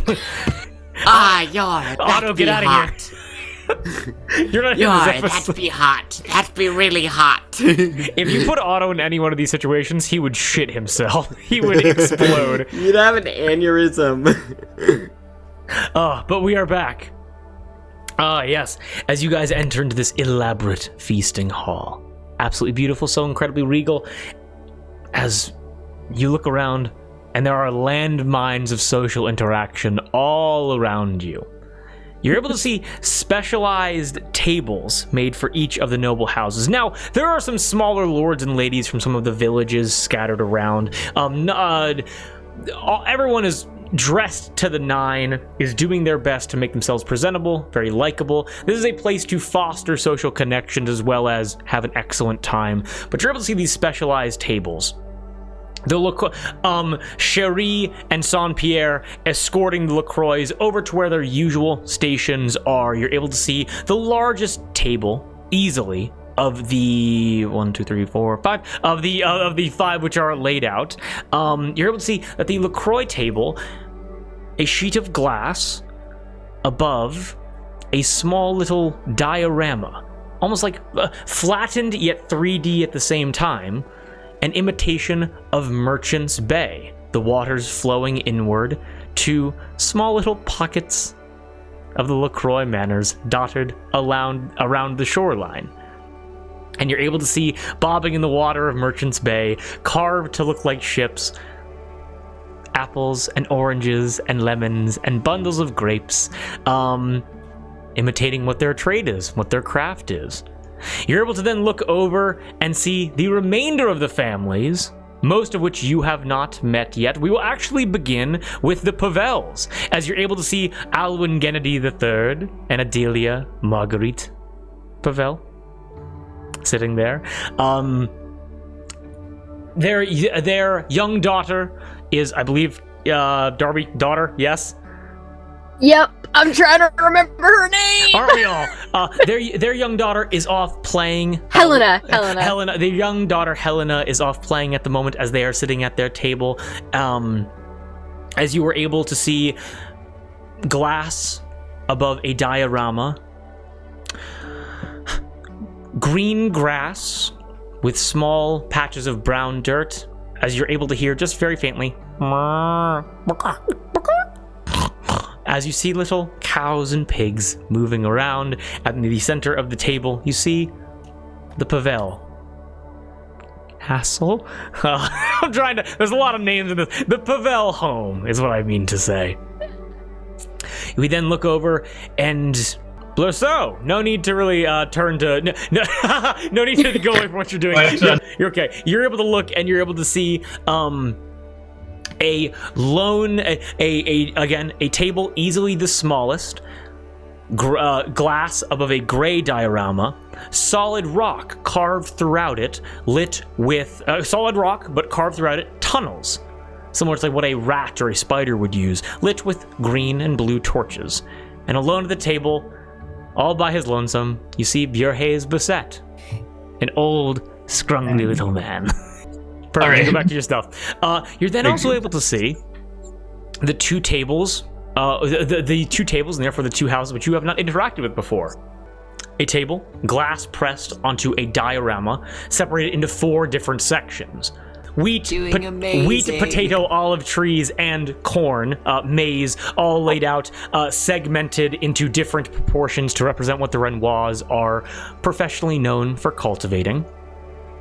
As you're able, and you guys would know who these people are just from how high status they are. You're able to see Jean-Michel Renoir and Yvonne Renoir, a husband and wife duo, dressed in the simplest wear that you could imagine, but both of them matching large, wide straw farm hats to emulate the long days they spend working in the sun. And finally, the largest people you see here, easily having some kind of Goliath blood somewhere within their family tree, the Dubois family. Tall, broad, and stoic people sitting at a table, a glass pressed onto a diorama of thick sequoia trees and large boulders, with their Debonnaire in the center, almost hidden away, unable to be seen. You're able to see Remy Dubois and Melchia Dubois as they sit there with easel. It almost looks like carved decorations of stone hanging off the most elaborately woven silkware you can ever possibly imagine.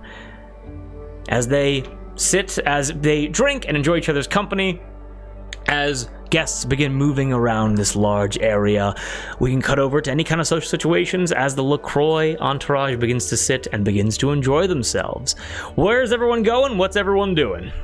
Can I make a perception check of the room? Give me a perception check, yes. Actually, everybody here can give me a perception. Boy. Everybody here give me a perception check. Tony, you can be excluded from this because you already talked about beer haze. I'm check it. 21. Nat one for Cass. Oh no. Dirty it's 20. Fitting. Dirty 20. 14. Blurso, you're able to clock you were able to clock Bureau Hayes, again, just sitting at his table, doing like a little something with his spell book, flicking through it, small little machinations of little magical energy throughout his fingers as he's kind of just like crafting something on his lonesome. Cast the nat 1. Let me see what I have here. What only everybody else can see is immediately as Cass enters into the room, Alwyn Gennady III stares daggers at Cass, as Cass, your mouth wide open, is just and it's just taking in. Well, I mean, you take in the painting above you of the picnic as you're just like, oh, what a wonderful depiction. Give me, as you're so distracted, give me a quick Arcana check. Just like see if you can kind of like see what this emulates. Arcana.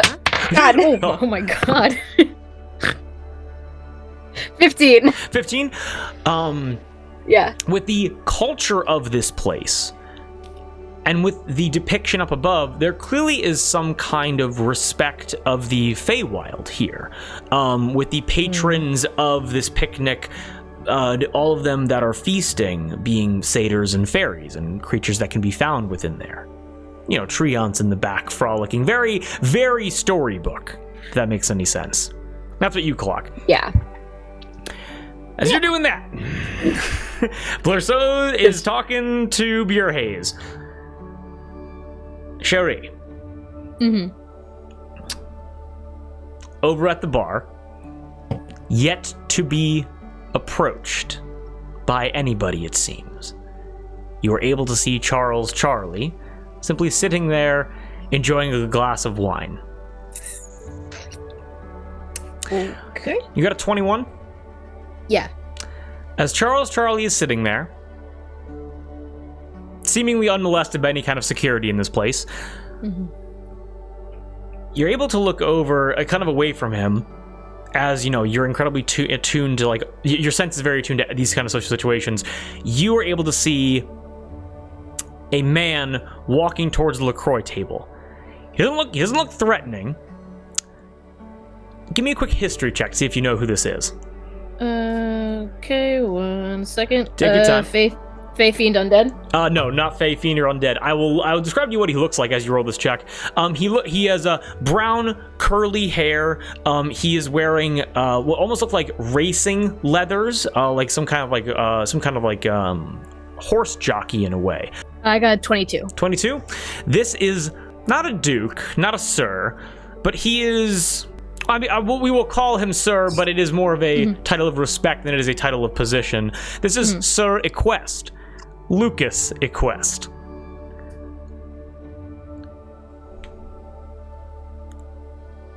As he is approaching the LaCroix table.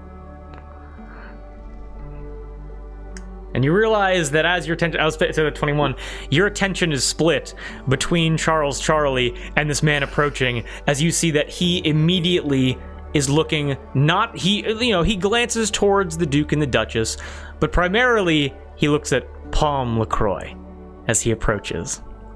As he approaches, Hawthor. You scan the room. You scan the walls, you scan all of these beautiful people. And as the wonderful calm washes over you, from such a wonderful display of beauty and of love and desire of all of these people, give me a Constitution saving throw. Pardon? Pardon? Hello? Hello? 16? Somebody just like cold clocked her in the back of the Yeah, I was about head. to, is shit popping off already? Suddenly. No. Give me 1 second.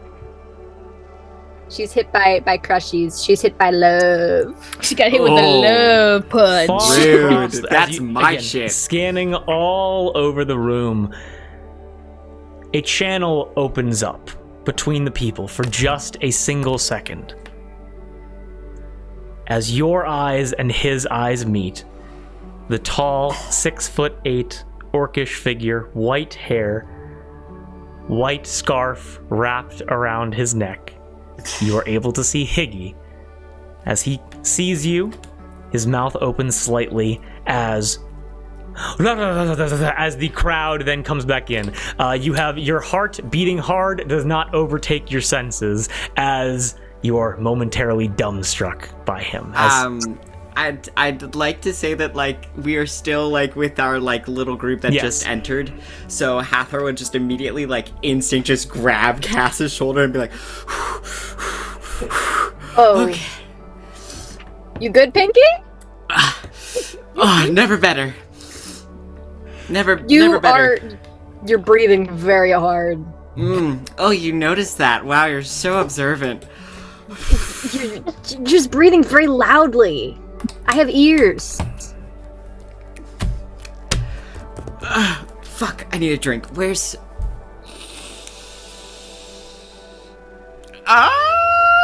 Like, we'll just quietly scream. He points at you and is like, I don't know what's going on, but this is funny. I like that. This is great. I just want to flick his head. Just... Doesn't change. Doesn't. You flick me in the forehead all you want.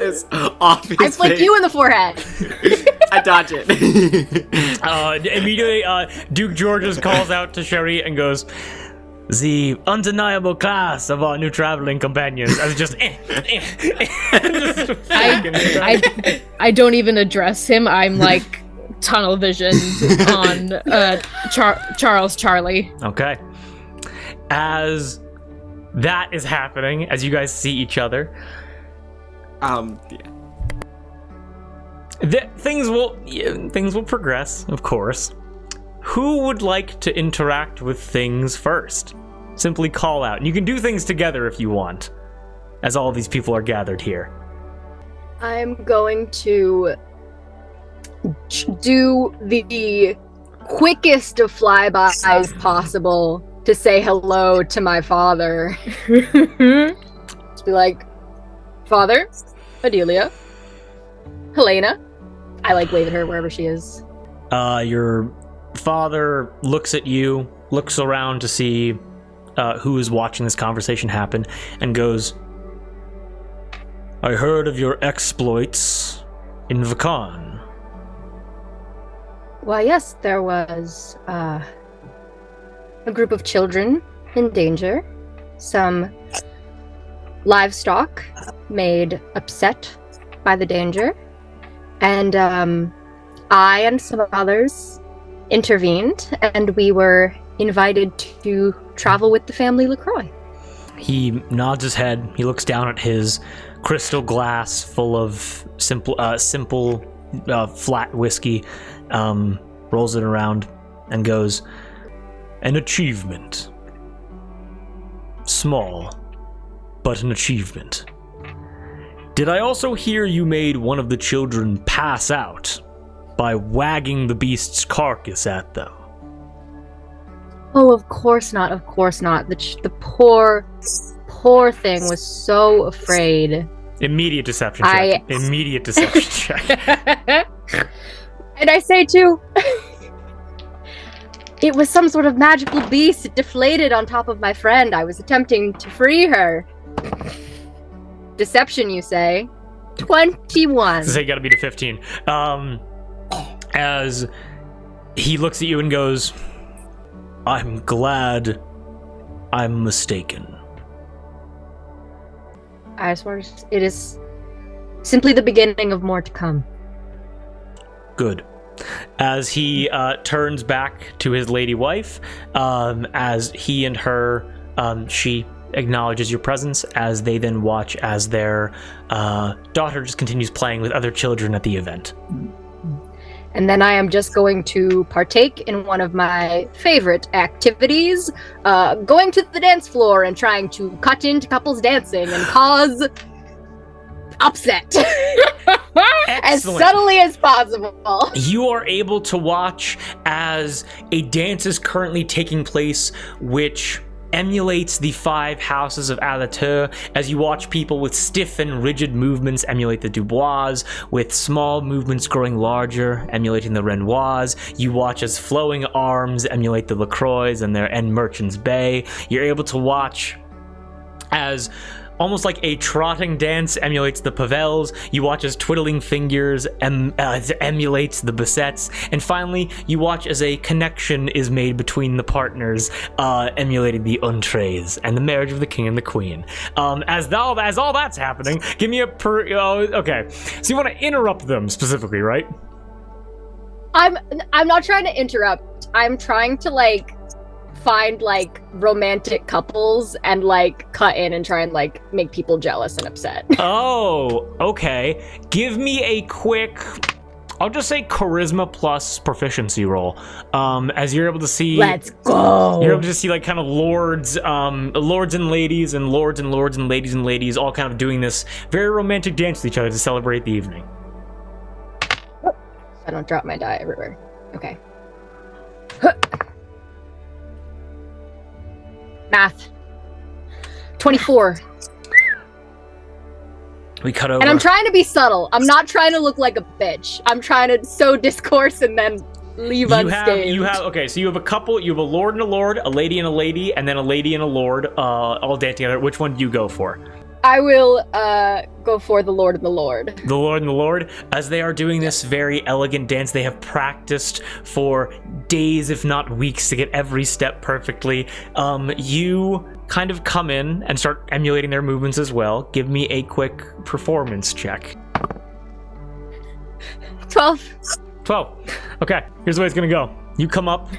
What do you say to introduce yourself to these 2 lords dancing? I say sort of in between them, so they have to decide who I said it to.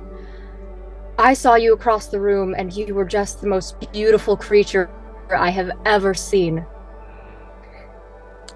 And it is unclear which of them I am speaking to. They both look over to you.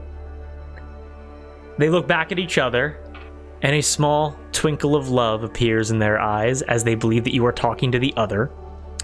As they both look to you with just a slight smile. A little bit of jealousy crosses their face, but they nod, and they understand that any kind of confrontation here would be uncouth of them. As one of them steps back. Well, you're not. I mean, I'm not gonna say no. Like, okay, I'll do it. Like, give me like 2 minutes, and then I'll be back. Yeah. As one of them quickly walks away, the other one goes, "Well, thank you.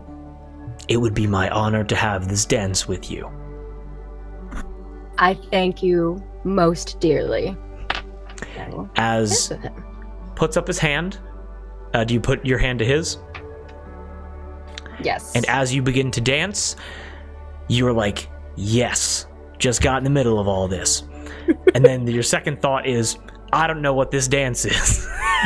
As he starts doing all these elaborate movements, as you just fucking start like this random shit, which means fucking Mr. Karate over here. Hello, and I will be your modern dancing instructor. Good meme, hot meme. I was picturing the cybergoths under the bridge from that one video. The lord which you just kicked out quickly goes and kind of like gestures someone over. You're able to watch as a full painter with a muse comes up, puts it down, and begins permanently transcribing this moment through all of time as this man's partner beautifully dancing with someone who looks like an absolute fool. No! As this painting is quickly being done. My evil plan, no! As that's happening, we then cut over. Hawthorne.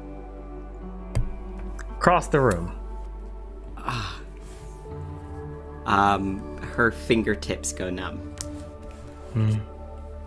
And she can hear just her heartbeat in her ears. And,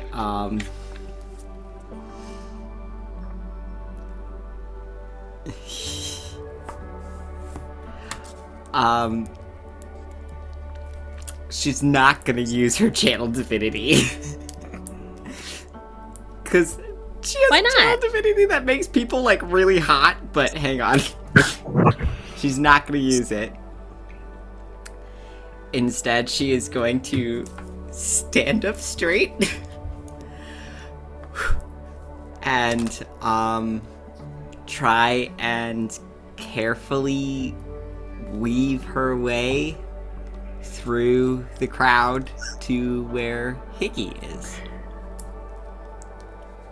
As you stand up straight, you begin moving through the crowd, and you're able to see, towering over most people here, you see Higgy very slowly moving through the crowd as well, making his way towards you, as you're going to meet in the center of the room nearest to where the king and the queen are going to be sitting.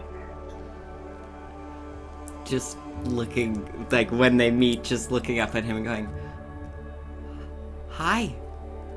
As you connect together, you look up into his immaculate emerald eyes as he looks down at you, and you're able to see his hands slightly, like, jump a little bit, unsure of what to do. Maybe only like 2 or 3 inches between you. As you see, he goes, I wasn't expecting to see you here. Me neither. So you left the arbor.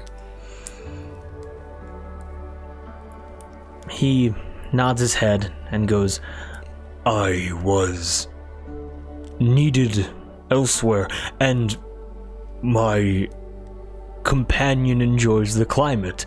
and you watch as his white scarf begins to, as the most gorgeous albino python you've ever seen slowly raises off of his chest, comes over to your cheek and nuzzles into it just a tad, remembering you. I will screech. Give scritches to Neve. It's so nice to see you. Yes. Yes. As he is equally as flabbergasted as you are right now.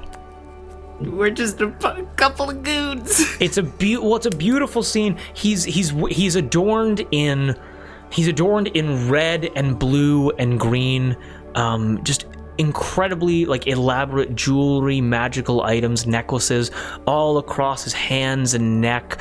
And as the crowd moves around you, we can almost, like, pull back and see you wearing immaculate, almost all white, the only color being your hair and your makeup, as you just stand a few inches apart looking up and down at each other.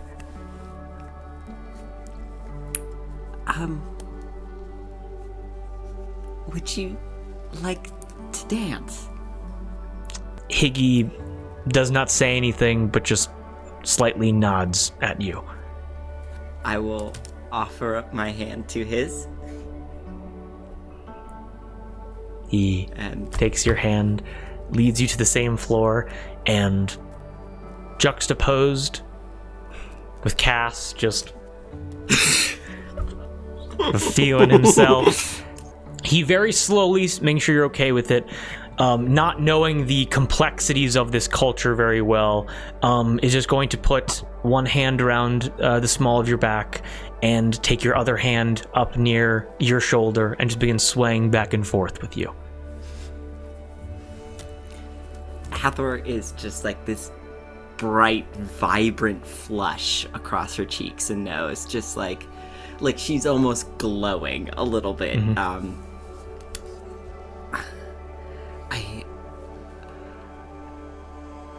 You look well. How are you? He looks to you and goes, You're very warm. and you see, like, a little bit of, like, coming between your hand and sorry. his. He goes, it's fine, I'll get that patched up. I'm doing well. I'm here on business. Oh. What kind of business? Gently turning you to to look back towards the tables of the noble houses. He, with your hand in his, gestures over to Bjorhae's Beset and goes, I'm working as protection for him. Did Hathor hear the conversation about Charles Charlie, or no? give me a flat d20 roll, see if it's above a 10. Okay. That's a natural 20.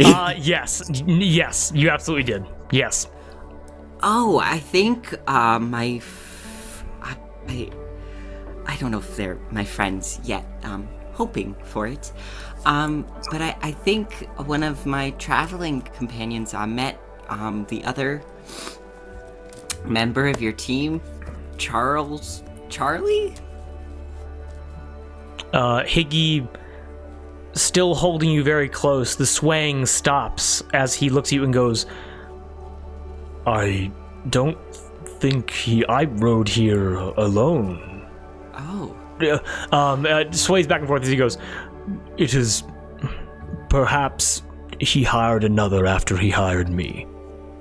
Also, Charles Charlie is obviously a fake Oh, name. I've heard pirates come up with better fake names. That's incredibly fake. Yes, I grew up around pirates. No, we had at least 50 aliases ready to go at any given moment. I mean, it's just so common to hear, oh, I'm Captain Golden Eyes, and it's like, okay, that could just be your name. That just sounds kind of cool. It just sounds like a cool thing to do. I would literally go around and be like, oh yes, I am Lady Vervain. Lovely to meet you, and so... Yeah, I would do the same. I'd go, hello, my name is Higo. And they'd go, all right. She just giggles. He smiles and likes that you like his dumb jokes. Totally. Yes. But yeah, quite the characters here, huh? This place is so different from the Arbor. I am so glad there is somebody else here who doesn't. They have titles here, and they're they're not just all. It's not based off of a system of how cool or strong you are. It's your bloodline, which is wild. It's really strange. When I see some people here, I'm as he kind of gets a little more comfortable. He's like, I mean, I could probably lift more than you. I don't know why I should, have to grovel at your feet, but I don't know. I'm getting paid, so. Oh, I thought you were talking about me. No. You're I'm very strong. I've been doing the workout exercises you wrote down for me. I've been doing those. The world pushes, yes. Look at this, and there's it's nothing. She's just regular, 6'8", wide as a fridge.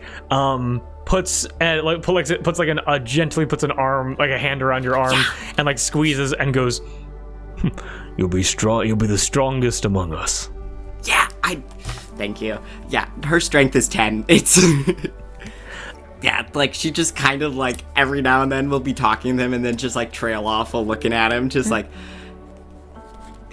just totally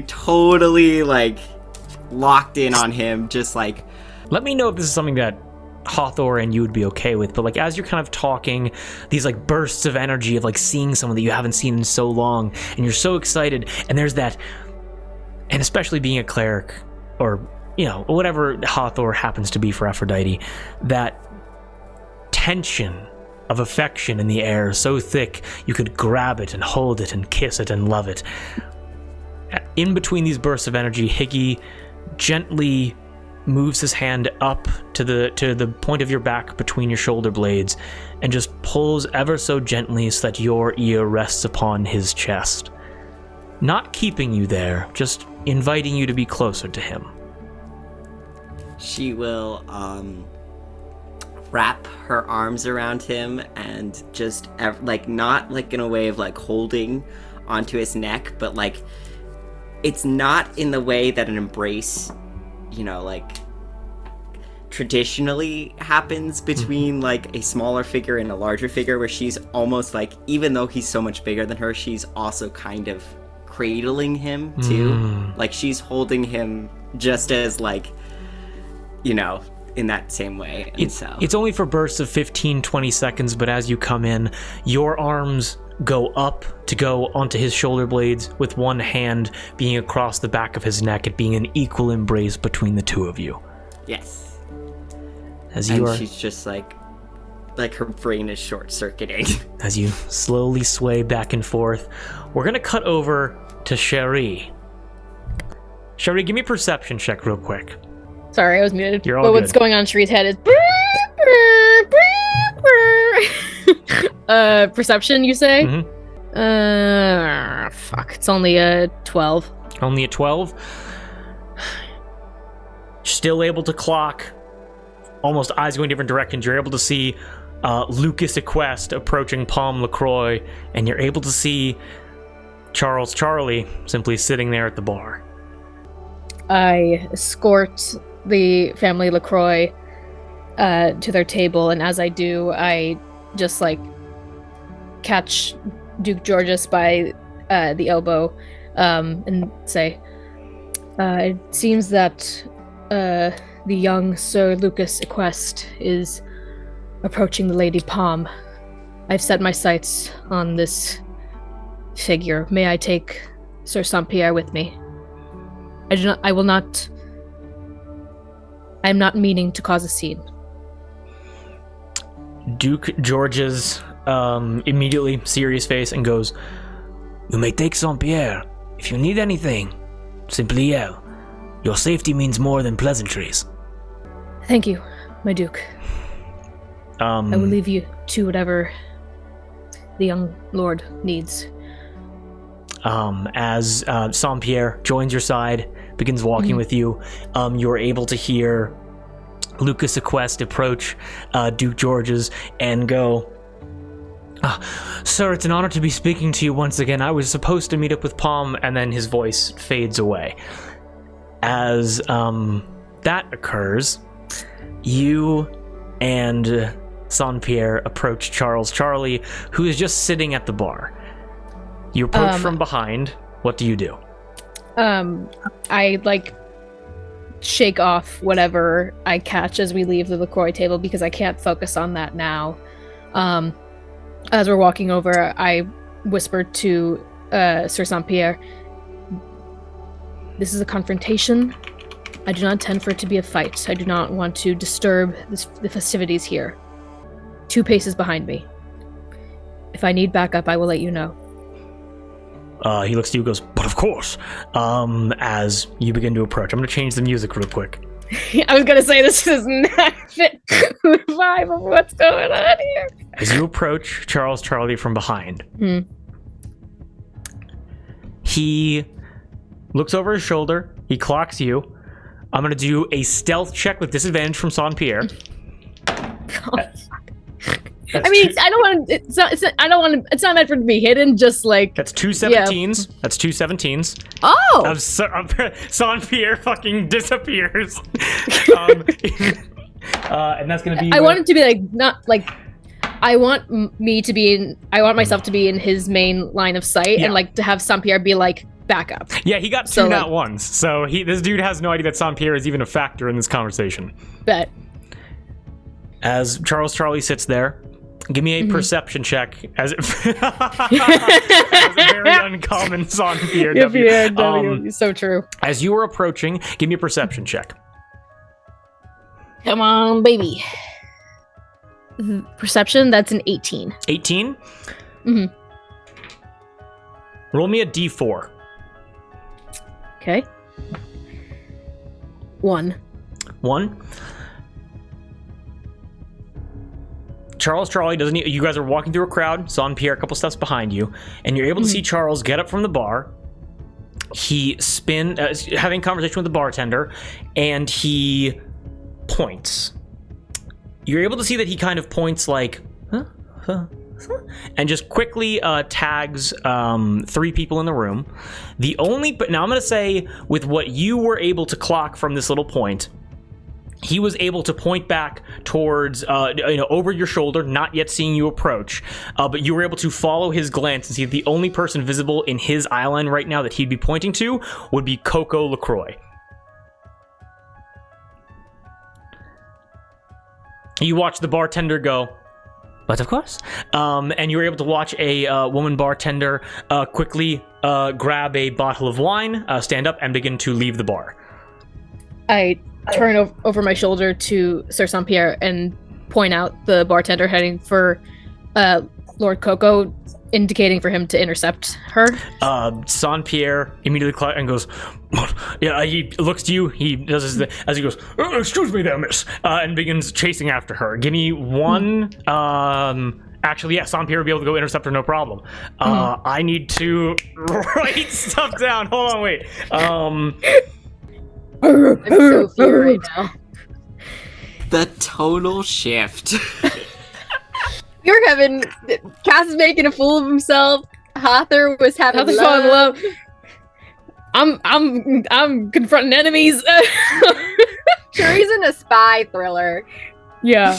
What Templar so is just like being like, yes, it's two vests stacked on top of each other. Getting quite the fashion statement, if I do say so myself. Giving Your fashion case is like, advice. yes, I like you- the cool vest. And as you approach, as Saint-Pierre goes to intercept, as you even get closer to Charles Charlie, you're able to see that Charles Charlie is armed. And now you're a bit taken aback by that, because the only people that are armed in this room right now was, and I'll just say, I did not mention it before, Higgy is armed, all of the royal guards are armed, Hathor is armed. Any person that came with a royal entourage is armed right now, and Charles Charlie is armed. Give me a quick, what do you think would be best for Sherry to see what kind of weapon this is? Survival? Sure. Can I make that with advantage because he's You're faith walking fiend towards him, undead? yeah.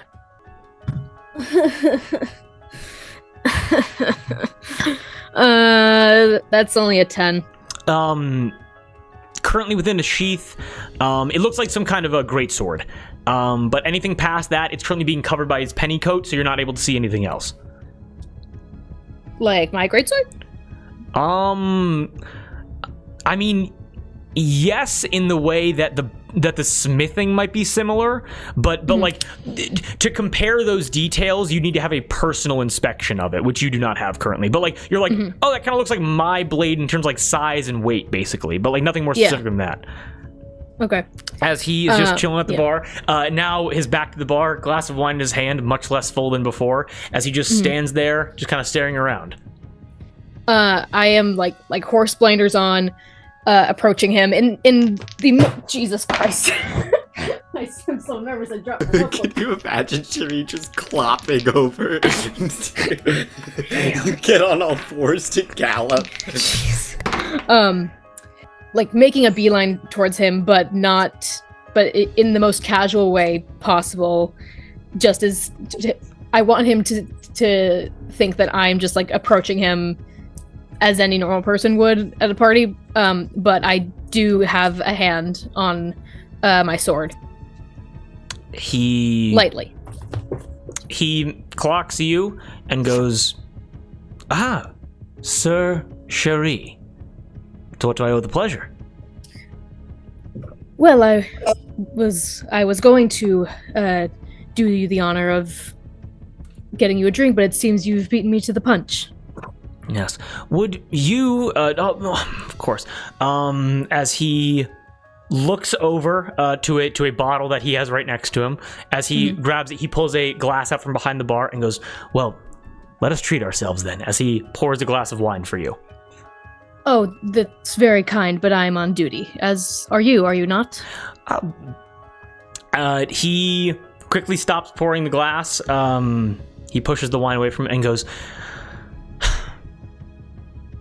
yeah, I'm on duty, but what's the worst that can happen here, right?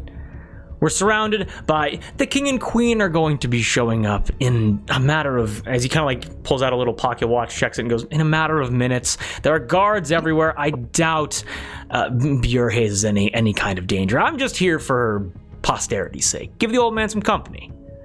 Then you wouldn't mind stepping aside for a private conversation with me? Sir, I must be honest, I think it's a little bit forward to not even share a drink with me and then want to get private. Who are you?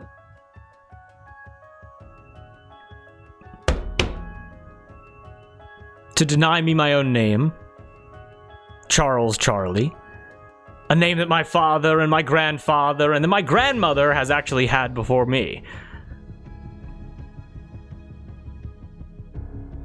Then would you rather approach the Lord Basset and have him confirm his hired protection? I don't think I like the way that I'm being spoken to right now. Are you accusing me of something? I'm merely inviting you to a chat. It's so overwhelming in here. Wouldn't you like to step aside just for a friendly chat? No, I think we can step aside. In all honesty, Eddie kind of like gestures up and goes, the smell is getting a bit overwhelming. Well, I'm sorry to hear about that. Please, follow me. Certainly. Well, give me, as he begins to, do you lead or does he lead? I lead. You lead. Excellent. Give me 1 quick second.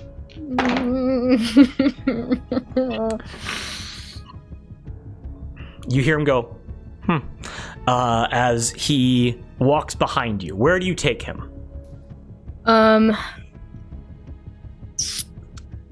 Just to, I don't want to leave the room with him. I want to take him to a corner, but not a corner that doesn't have guards nearby.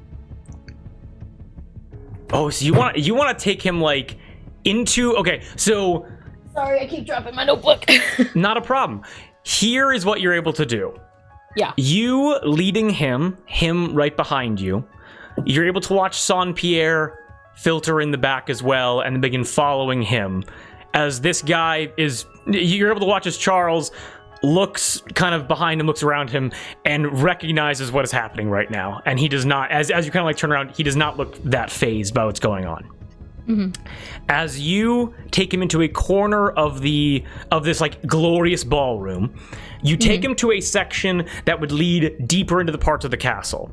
It seems that royal guards have been posted by the entryways to make sure that like guests that are incredibly intoxicated or acting suspiciously will be escorted back to their personal sections and then kept there before they're then escorted back. So that guests aren't just like running willy-nilly around like the other restricted areas of the castle. Make sense? Yeah. So it is you, Saint-Pierre, Charles Charlie, and these 2 guards by the door. Yeah. Okay. As he looks around and goes, I'm simply not that important. I don't need all this security around me, but thank you. I appreciate it. I think you do, because I conferred with the Duke LaCroix and no one's heard of you. I'll ask you again. Nicely. Who are you, and what are you doing here? He kind of he looks around to the 2 royal guards, now recognizing this. They go from like a relaxed position with their hands like kind of on their arms holding their spears. They go and they just put their second hand onto their spears, just kind of recognizing like what a social interrogation. As this guy goes, he kind of takes his wine and just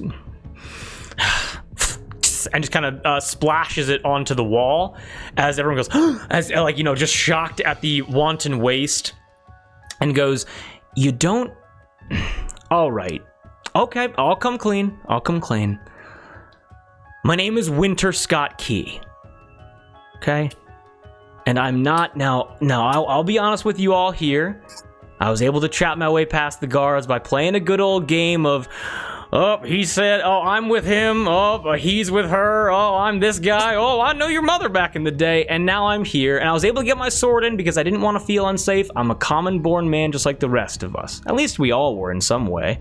As he looks around to Saint-Pierre, you, Sherry, the 2 guards behind him, and goes, I just wanted to be a common man enjoying the festivities, and I was really looking forward to seeing the king and queen. That's all. Insight check. Go ahead, give me an insight check. Saint-Pierre's gonna give you the help action. Aw, thanks, homie. Also, I'm too stressed to turn the camera, but Remy's here. Remy!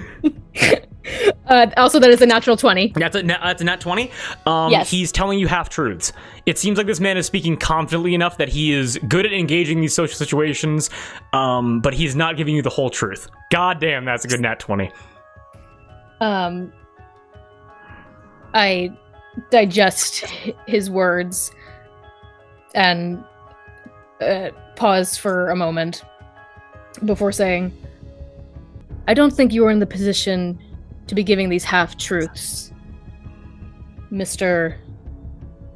Scott Key. He looks around. Saint-Pierre now fully has his sword kind of a quarter drawn, just kind of expecting something bad to go. As he goes, moves his face down with his hand a little bit, thinks for a second, looks around and goes, Okay, I'll level with you. He fully walks up to the 2 royal guards at the door, both entree personnel, and goes, Well, I'm here to kill the king. I'm just here to assassinate royalty, and hell, I'll probably kill you too. I'll kill your mom, I'll kill your dad, I'll kill anybody. And immediately he is smacked across the face, right onto the floor. As the guards immediately move in, they grab him, they immediately pick him up, as Winter goes, Oh, and you figured me out so easily, too! Oh, bye-bye! As he's being, carted away, and goes, Now really you gotta get your smell in check there, sir! As he's being carted away by these guards, as they immediately go, as one of them approaches you and goes, We'll get him down to the dungeons immediately. Thank you for bringing this man to us. Decrepit. Spits on the ground. Tie him up the best you can. The best we can, not a problem. As they follow, immediately snap a man-at-arms, opens up a latch, which then opens up the iron doors. They both grab him, they immediately put him in shackles, and he is then escorted out of the ballroom. The iron doors then slamming shut as well, as Winter Scott Key has been removed from this situation. I, of course, salute the guards that take him and were there to help. Once it's done, I turn to Sir Saint-Pierre. Did I do the right thing? Saint-Pierre looks at you, and actually, Saint-Pierre looks at you and goes, In the defense of royalty, I believe so.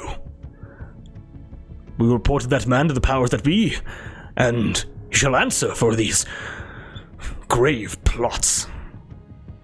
Saint-Pierre's brow kind of crunches up, and you realize that he's been doing this for a lot of years. Mm-hmm. As he thinks and goes, He's surely to be executed. Why admit to it so freely? I don't know, but it doesn't feel like I've done the right thing. As he's escorted away, Saint-Pierre and Saint-Pierre, you standing there having that conversation. We're gonna cut over to Blurceau. We're gonna change the music back real quick. Blurceau! To be sure, I have not seen any of this. You have not. No, you have not. So you simply have approached Bierhaze Basset, who's sitting alone at his table. What'd you say to introduce yourself? Bjerhaze, it's been a few days. How are you doing? How are things? How are the wizards? Bjerhaze looks over at you. His garb completely unchanged from the last time you saw him. As he looks at you and goes, Oh, yes. Blurceau. Always a pleasure to see you here. I heard the delivery to Vakon went well. At only the cost of 2 birds, which I shrunk. Is this true? This is not false, sir. I understand. Some Riley birds. That is true. That is true. I heard children got hands on them. And it seems you have defended the next generation of Vakon. An excellent job, which you will be commended for. Oh, thank you. I await these commendations waitingfully. You shall have commendations coming your way. And as you are, and you realize that as you take a seat, like, kind of next to him, this table's only big enough for, like, it's like a small dining table fit for only maybe, like, 4. Make sense? Like, it's the smallest of all the tables here, as you kind of sit down. Very, very cozy arrangement we've got ourselves here. Yes, very cozy. The other Bassettes were unable to make it to this event. Oh no. I hope they're doing all right. They certainly are. They are comfortable. Out west and out east. But he's gonna make a quick arcana as a waiter comes over, just looking to make sure everyone's cups are filled, and goes, "Would anybody like some wine?" I slowly raise my hands and, like, kind of look up at him a little, but, like, avoid eye contact. Takes a glass, puts the glass in front of you, as Bjorhaze goes, Blurso, what would you recommend? As the wine is placed in front of you, Blurso. All right, so the wine has been poured into my glass and the bottle's in front of you? Yes. All right. I'm gonna pick up the glass. I'm gonna swirl it around, give it a good old sniff, a nice. We gotta focus on it. Okay. And we're gonna take a sip, and I'm gonna say, "Why, I do believe this would be most to your liking." I'm gonna tilt it towards him to, like, offer to let him take a sniff. As you say this would be to your liking, you tilt it towards him. As you tilt it towards him, you are able to watch as the wine, the ripples within it, the legs within it begin to kind of move and shift just slightly. Almost in such a slight way that only you can perceive them. I make an Arcana check? Yes, you do. All right. Well, let me find that. Oh, hey, I have to this. 17. A 17. As you look at the wine, you realize that you remember back from when you were very little, as children of this country often do, playing with empty wine bottles and corks, things of the such. You remember how those droplets used to move amongst the empty glasses, the bottles, the corks. You used to be able to extract as much as you could, dried on carpets, dried on clothing. Wine always had a way of speaking to you, and you've never really understood why. Your father and your mother and your siblings all readily accepted it, but from all of the questioning done, being low levels at the time of your birth, it was never investigated by Bjorhaze Bassett, by any of the higher Bassetts that your father has worked for before. So you're not exactly sure why this happens. But as the wine begins to kind of move and shift ever so slightly, almost like it's on the lobe of your ear, like a small person shouting up into the cave that is your mind, you're able to hear some kind of deep inhale. As you're then able to hear wings of stone, glass of color, as this just speaks into your ears very slightly. And you were able to hear, it says, for those that cannot hear that, which understandably, it says, wings of stone, glass of color. Never the two should meet. Never the two should meet. With an Arcana check of 17, you realize that this is something different. This is something that never has happened to you before. And you realize that almost from the pit of your soul, there's some kind of connection here. Whatever the source is of your power, it is communing with you in this moment, and you are unsure why.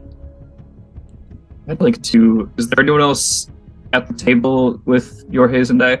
It's just you and him at the table. I'm just gonna, like, while looking at the wine, I'm just gonna ask him, this is a completely random question, but Does Wings of Stone, Glass of Color, Never the Two Shall Meet mean anything to you? Always one to keep my mind active, Blurzo. Let me consult my mind palace, also known as my book, and I will get back to you. I'm gonna get a quick history check with advantage, because this dude is a wicked high-level wizard. Give me 1 sec. Ooh. Wait, you're making that, or you're asking me to make that? Actually, you know what? Yeah, no, he'll make it with advantage because, you know, he's very high level. You're asking the question. He looks to you, and he goes, Wings of Stone, Glass of Color, never the two shall meet. Well, if I didn't know any better, I would assume this has something to do with Fey ideology.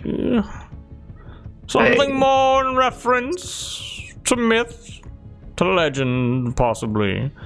Connections to the long spoken of, and the myth of Queen Mob. And the Shadowfell, her stone dragon, which she rides upon. He got a nat 20, by the way, with that advantage, as he goes.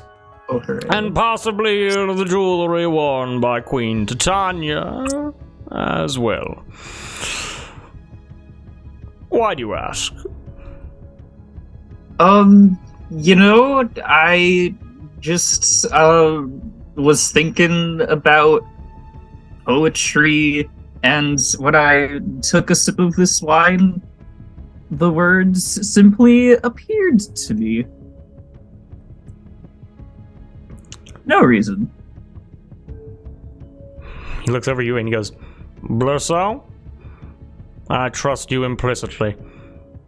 I'm not even going to make any kind of insightful thoughts towards that, as I know you wouldn't lie to me. But of course. But yes. The NPC of all time, thank you.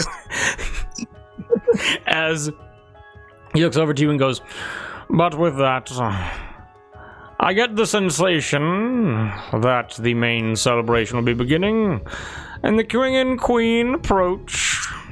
Would you like to sit here and watch their arrival with me? I would love to. Phenomenal. With that, is there anything else that people wish to do before we wrap up for tonight? I would like to find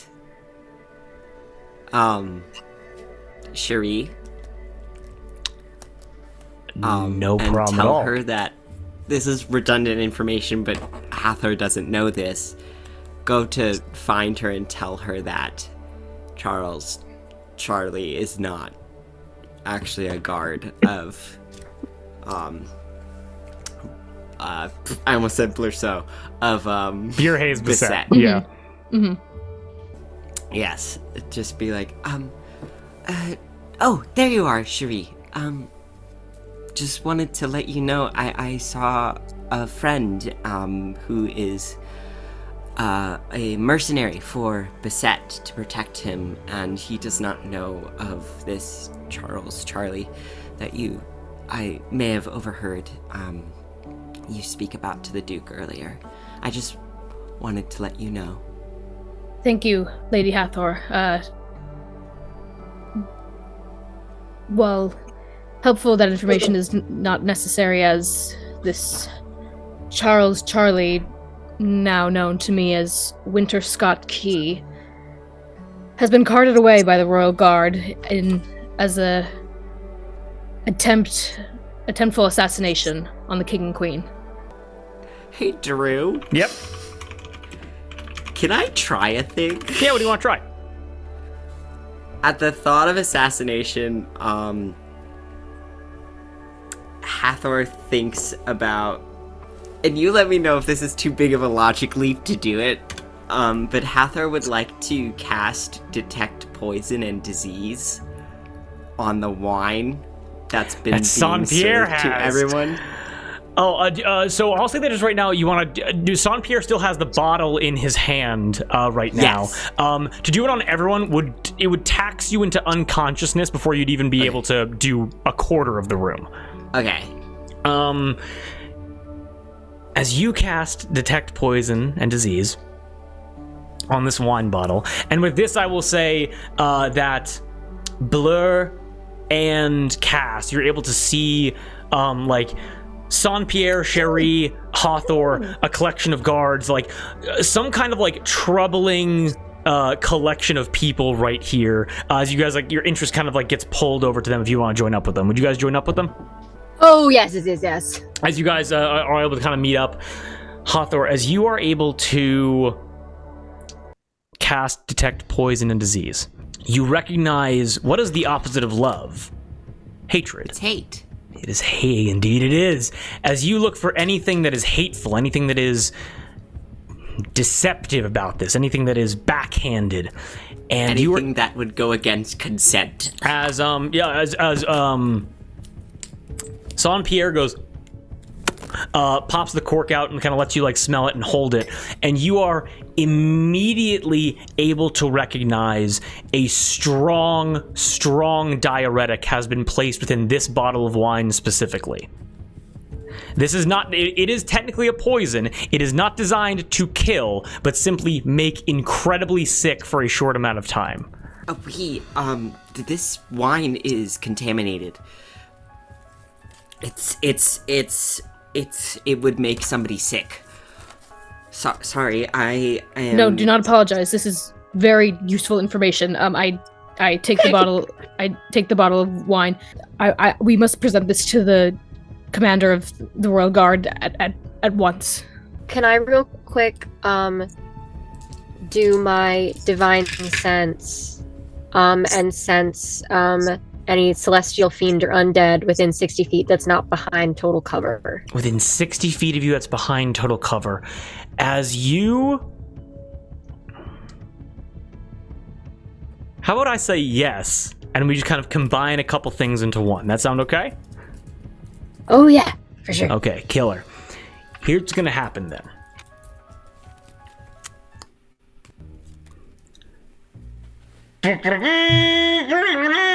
As horns begin to sound, you go to cast a divine sense. Keep that in your pocket for me, okay? As you are able to hear, presenting King Fernand Duntre III, rightful King of Allatour, former Duke of Champdior, man of 1,000 words, ruler of bread and wine. An announcer has kicked up as the King and Queen are going to make their grand entrance now. The sun begins to set. Now that sounds kind of weird, because as you're looking around, you've noticed that there aren't any torches or no braziers keeping this very wide open room lit, until you look up to the painting which is right above you. The wonderful mosaic painted across the ceiling, the sun of the picnic. You feel a slight warmth from it, as you then notice the sun of the picnic begins to set, and in its place, a full moon begins to rise.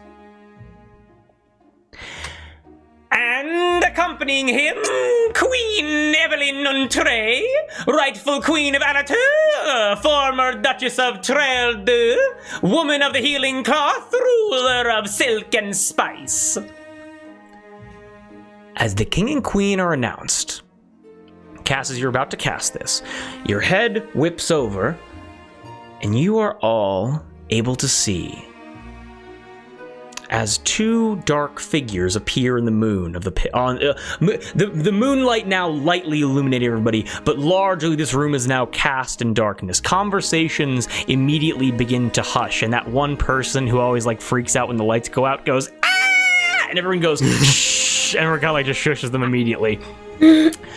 As these two silhouettes, small, almost invisible to the naked eye, stars from the night sky of the painting begin to fall down, towards all of you. Everyone begins to look up and begins going, ah, as a wonderful, majestic display has begun. As the stars begin to fall down, they whoosh around and form a cone, highlighting the moon at the center of the mosaic. As the two silhouettes become larger, one woman and one man appear, clasped in darkness as they continue to descend. Their hands clasped together, they levitate down until they are standing on top of the center table, surrounded by guards. All of the guards around the table immediately slam to one knee, their backs to these figures, as the stars begin to and begin exploding into beautiful, multicolored light. Applause and woos strike up even more. You are then able to hear, "All rise for the king and queen of Allatour!" as everyone rushes to their feet, begins applauding as the light illuminates the darkened silhouettes.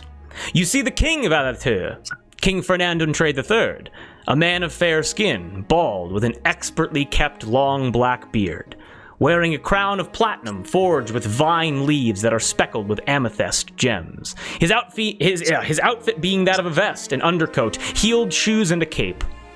All a dark purple, but with buttons, edges, and adornments all being metallic gold accents. The queen is a dark-skinned woman, her hair in a box braid held in place by a crown of weathered gray steel, oaken wood, and emeralds. Her regal dress being an elaborate display of pressed cloth, plissed sleeves, and a billowing cape, the primary color being a dark purple, but with accents of green around the edges. Most notable of the queen is her necklace. It's 2 inches wide, lying just below the center of her throat. A necklace of 6 expertly cut diamonds, the colors being purple, blue, yellow, red, emerald, and chartreuse. Almost completely transparent, soft-edged. This is not simply a piece of jewelry. This is an artifact brought out for extravagant displays. As the king and queen raise their hands, the applause strikes up even more. A horn begins to blare, signaling the end of their grand arrival. As that happens, everyone here give me a perception check. Can Hathor also just be looking for Hickey to just in a moment. Yeah. Sorry. 19. And may I begin trying to weave through the crowd looking for, if not the Lord Commander of the Royal Guard, for the Duke Georgius LaCroix? Yes, certainly. Absolutely. So 19. So whatever we get for that. So 19 from Hathor as well. 14. 14. 16. As the horn blares, Hathor, your eyes scanning the room, wondering, wondering what's going on. Sherry, your eyes, you're looking for Saint-Pierre, Duke Georges. Everyone on their feet. The members of your party, Sherry, obviously concerned, but still have to maintain the pleasantries of what is happening right now, as only Sherry and Hathor, during the second blare of the horns, are able to hear this. And you're able to hear the muffled fire of a flintlock pistol, muffled by several sets of doors. Cass, as you cast this divine sense, a ripple of magic tears out from you. And you are able to feel a presence, an undead presence, faint, behind the iron doors to this wing that Sherry was standing next to, leading deeper into the castle, not the main entrance. And you are able to notice it's faint, it's fast, it's weak, it's right on the edge of where you'd be able to detect this, and you're able to feel this kind of presence moving quickly.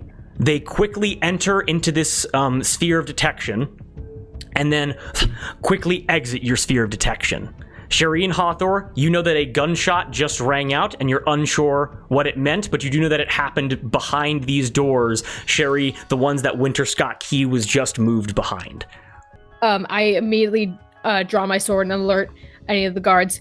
Shots fired outside of the ballroom. Protect the king and queen. The insane applause is so loud that these guards are like almost unable to hear you. As you draw your sword, do you like make any gestures to try to convey this?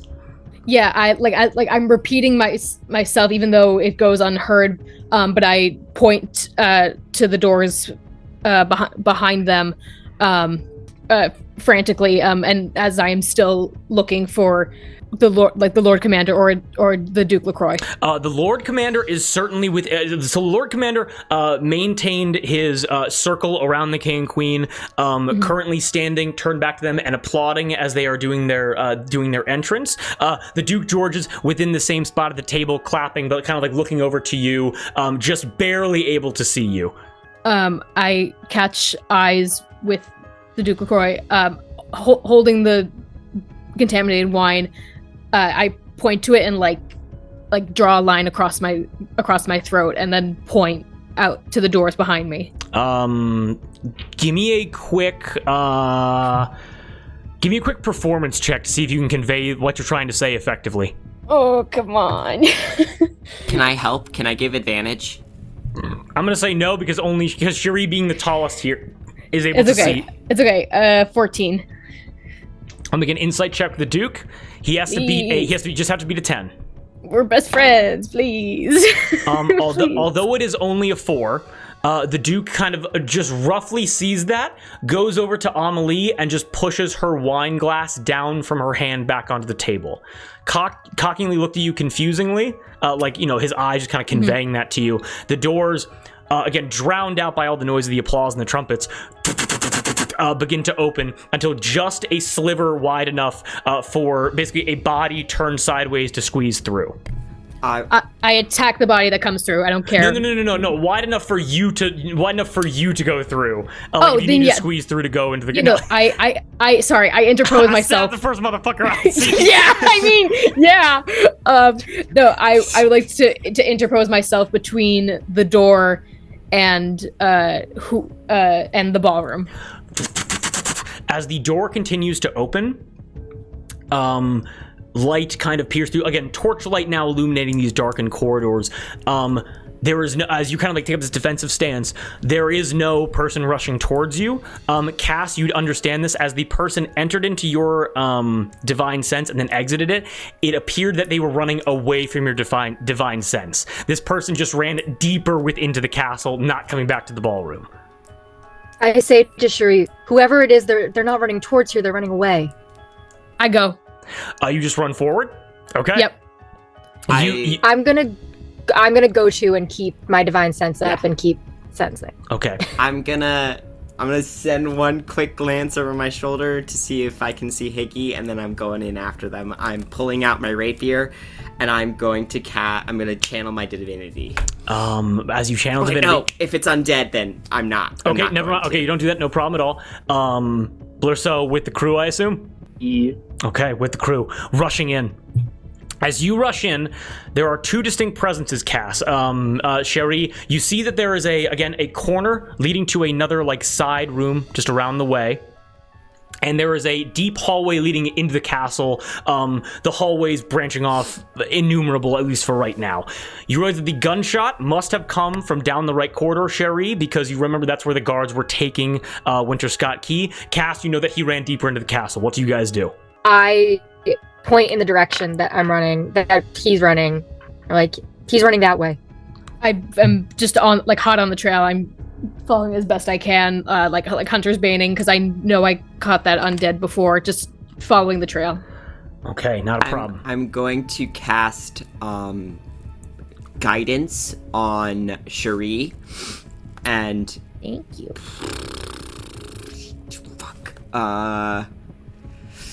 I'm going to get ready with I'm going to channel divinity and give everybody here 2 temporary hit points and you will all make your neck saving throw with advantage. Okay. Excellent. Thank you. Okay, makes sense. As you guys are getting all that down, we're gonna end soon, I promise. I didn't expect it to go this way. As you guys are rushing down this hallway,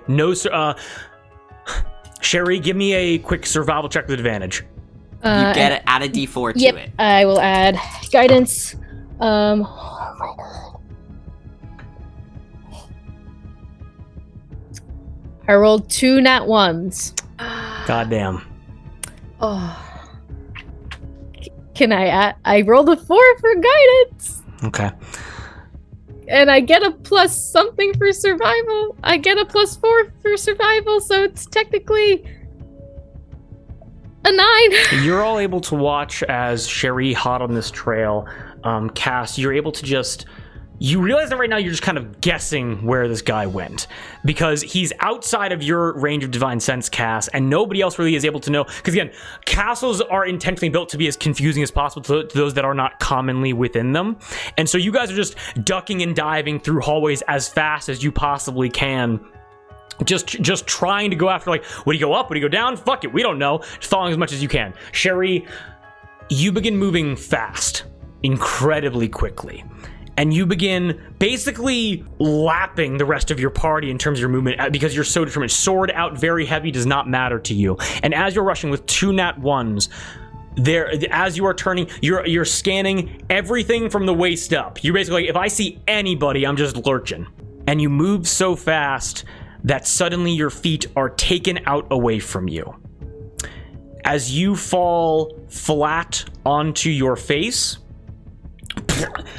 just flat onto your face, your sword clatters from your hand, and as you begin to pick your face up, you realize that your face is now warm. And you realize that your arm and your shoulder are now warm as well. The front of your breastplate is now warm, your legs are warm, and as you begin to push yourself up from the floor, you're able to hear the patter of your friend's feet behind you as they turn the corner. And you all are able to see Sherry tripped over a body into a pool of blood about 1 inch deep. As she is now in this tight, cramped hallway, as you push yourself up, and the half of your face is just red. Just completely red. Can I cast Spare the Dying on this body? As you guys look over to the body, you're able to realize something. You look over to this pile of blood here, this kind of like this pool of blood that Sherry's now kind of pushing yourself out of. Sherry, you're able to grab your sword very quickly. You look over to the body, and you realize that the body that Sherry just tripped over... A steward? Steward, exactly. A great name for it.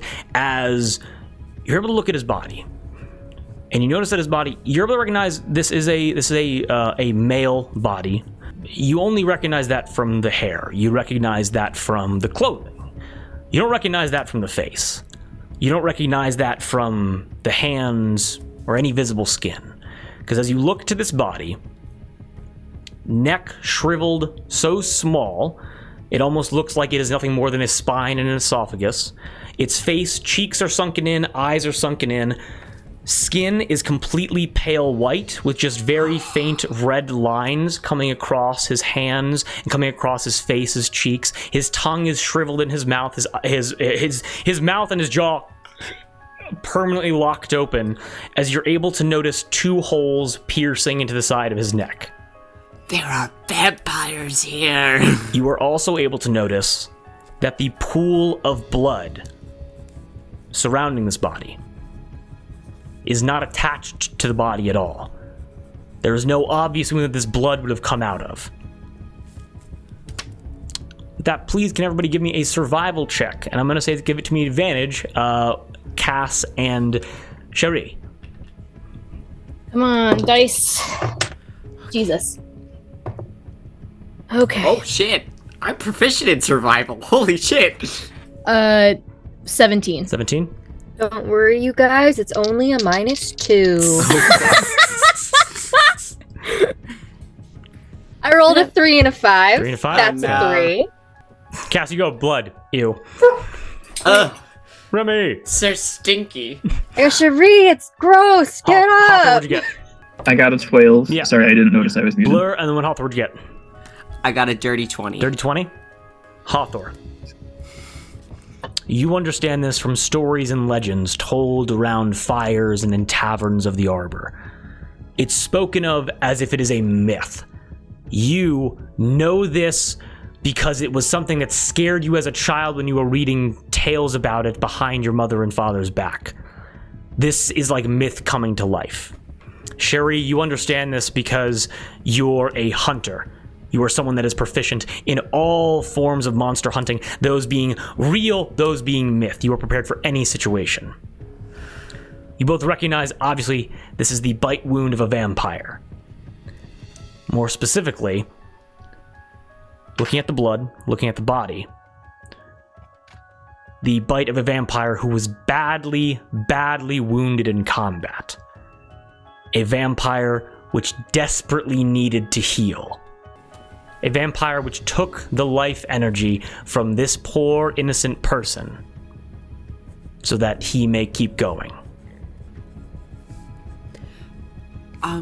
If the Charles Charlie was being tackled by guards, do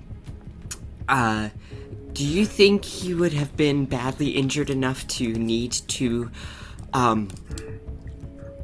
get some blood? I may not know who this man is, but I know what he is.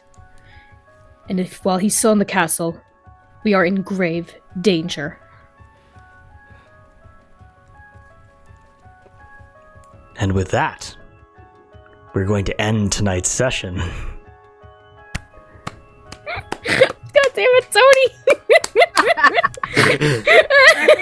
Tony! Ladies and gentlemen, are we all having a good time? Yes! Oh my goodness!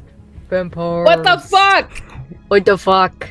Oh What the my fuck God. indeed? What the Are you fuck? gonna make us at level 2 fight a vampire? Wasn't planning Oh my to, goodness. but What do you mean you weren't planning What to? else was supposed to happen? to be... Yeah. I'm gonna be honest with you. Most of that just made up on the spot. That was not Nice. in I any don't way. believe you. No, I don't believe you. No, in no way supposed to happen that way. I'm gonna be honest with you guys right now. It's very obvious that Winter Scott Key, a name which I am very proud of, on the same level of Vern Fearson, he had a plan. You guys do not know what his plan was. That plan is now burned. Winter Scott Key is now just improving just like I am. So. He foiled his plan. What started the ball rolling for him to just his plan to be ruined? The Was moment- it that nat 20 or insight? The moment that wine got intercepted, he clocked that Saint Pierre had that. He's like, I gotta make some stuff up. I don't know what I'm doing now, but I just need to do this now. Like, Was that wine going to Coco LaCroix? yes, it was. You do not know why, because it was not designed to kill people. It was designed to make them sick. Because if they were sick, they would leave, I guess. And then if you could get them alone, Yeah, you could suck their blood. suck their blood. But also vampires are very good at charming people. They have high charisma, so they He's can doing a pretty good mind job. control people. He literally talked his way. He just made shit up. He drew lied on the resume, yeah, I'm a guard here. Yeah, I'm working for that guy. Cool. See ya. And he just got his weapon into the ballroom. So Oh my goodness gracious. Charles Charlie. Charles Charlie. The other alias that I had for him was Burnt Stovetop. So I'm glad that I went with the first one. With all of It the is bullshit with all of the bullshit names we do, like how we ended up with Duke LaCroix, I was fully ready to take Charles Charlie at face value. That is true. Same. He may be sketchy, but that's his name. I've heard weirder names. But I wrote 6 pages of notes, hell by the way. yeah. But also, let's just be very honest. Winter Scott Key is a way better name. Yeah, is. that's sick. That was a very good name. I did like that. Well done. I know. Tell me how good my Bless you. names are. but yeah. Very happy. I hope that was very fun for everybody. Yes. Yeah. And so so whatever plan. Also, I did a fucking great things.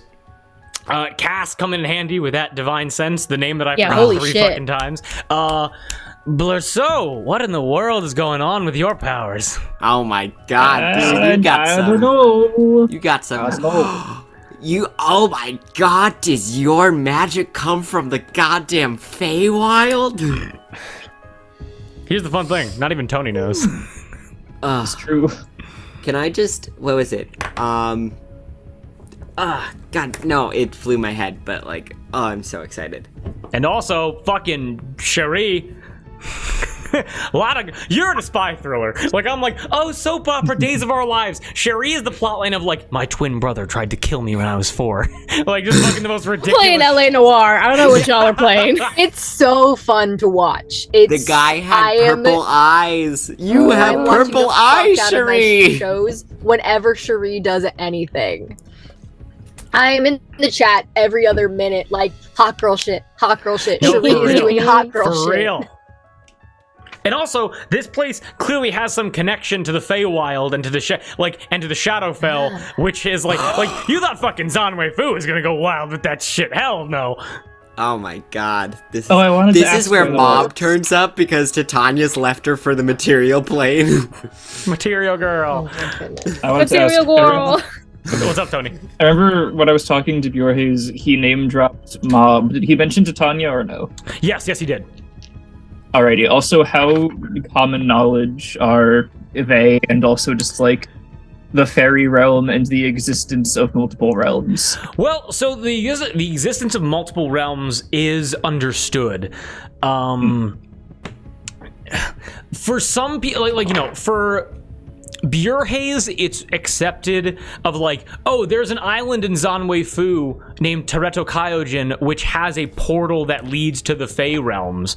But to get there means, it basically means like that place is heavily protected, and Titania and Mob really never like interacted in that way, and also it's very dangerous for beings of the material plane to even go there. And so it's like these are like protected artifacts. People go, they're like religious relics basically, to go like, oh, we wish for like an end to nightmares. Like, there's the whole thing with like Ada and the doppelganger tribes that live at the Stillwater portal that goes to the Shadowfell, but like for within Allatour, it's like these creatures are not there are satyrs and fairies around, absolutely, but these creatures aren't like intelligently migrating. It's not like they're of any kind of like credible threat at the moment.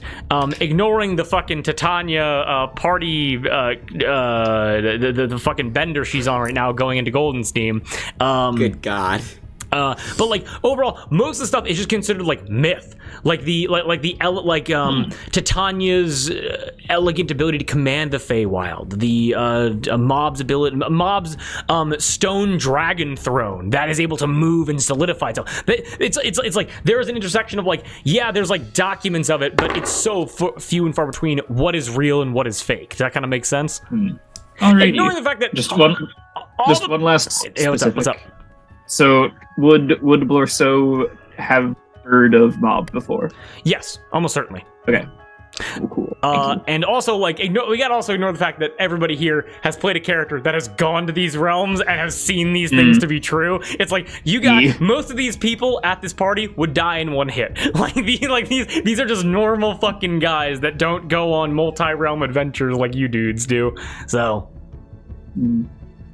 But yes. Holy shit. And also, yes, fucking sure. Immediately, I was like, I want to make a villain that is hot, and I want to make a villain for Cherie. So I hope that that's a good villain for you. I'm gonna kill this motherfucker. Dude just I'm caught gonna 3 kill this bodies. motherfucker on God. Dude just caught 3 bodies, so. I had a question earlier. Yeah, what's up? For Cass's divine sense, and I think also like Cherie would have noticed this when she did her Hunter's Bane or whatever on Hathor. Does Hathor have Celestial and Fiend to her, or is it just Yes, but I am weirdness? going to say that like it is, yes, Celestial and Fiend certainly, but it's of a unique concoction that if you are detected by either one of those things, goodbye, Tony. Oh god! Tony. No. Ah! Bye, Tony. it's Thank fine. you for coming. He messaged in the Zoom chat. Oh, okay, got it. Well, like, but that You're so long. That unique concoction, you can be... D for Papa's. It's a Papa's party. D for Papa's. It's a Papa's party. But yeah, but Moss Hawthor can be found using those spells, but it's like a unique signature energy. So it's not like you're gonna get confused with like a fucking demon or whatever. That makes sense. Cool. I was just wondering if like she pings on their radar or anything. Oh, certainly, yes. Cool. Also, just Cherie being like, I slash, I stab, I stab her. It's like, he went this way! Just fucking stab the first guy. Truly. Always ready. Don't have to get ready. We're ready. Just stay ready. But yes. So, how soon again do you want to play Allatour? Tomorrow. Now. Exactly. Well, when to meet will go live, I'll say tomorrow. We will schedule it and we will see exactly if you guys are able to track down Winter Scott Key and save the Harvest Festival. But that is for another time. Everyone stay tuned if you want to see what happens next. We love you all, we support you all, and we can't wait to see you next time. Much love, everybody. Good night. Goodbye.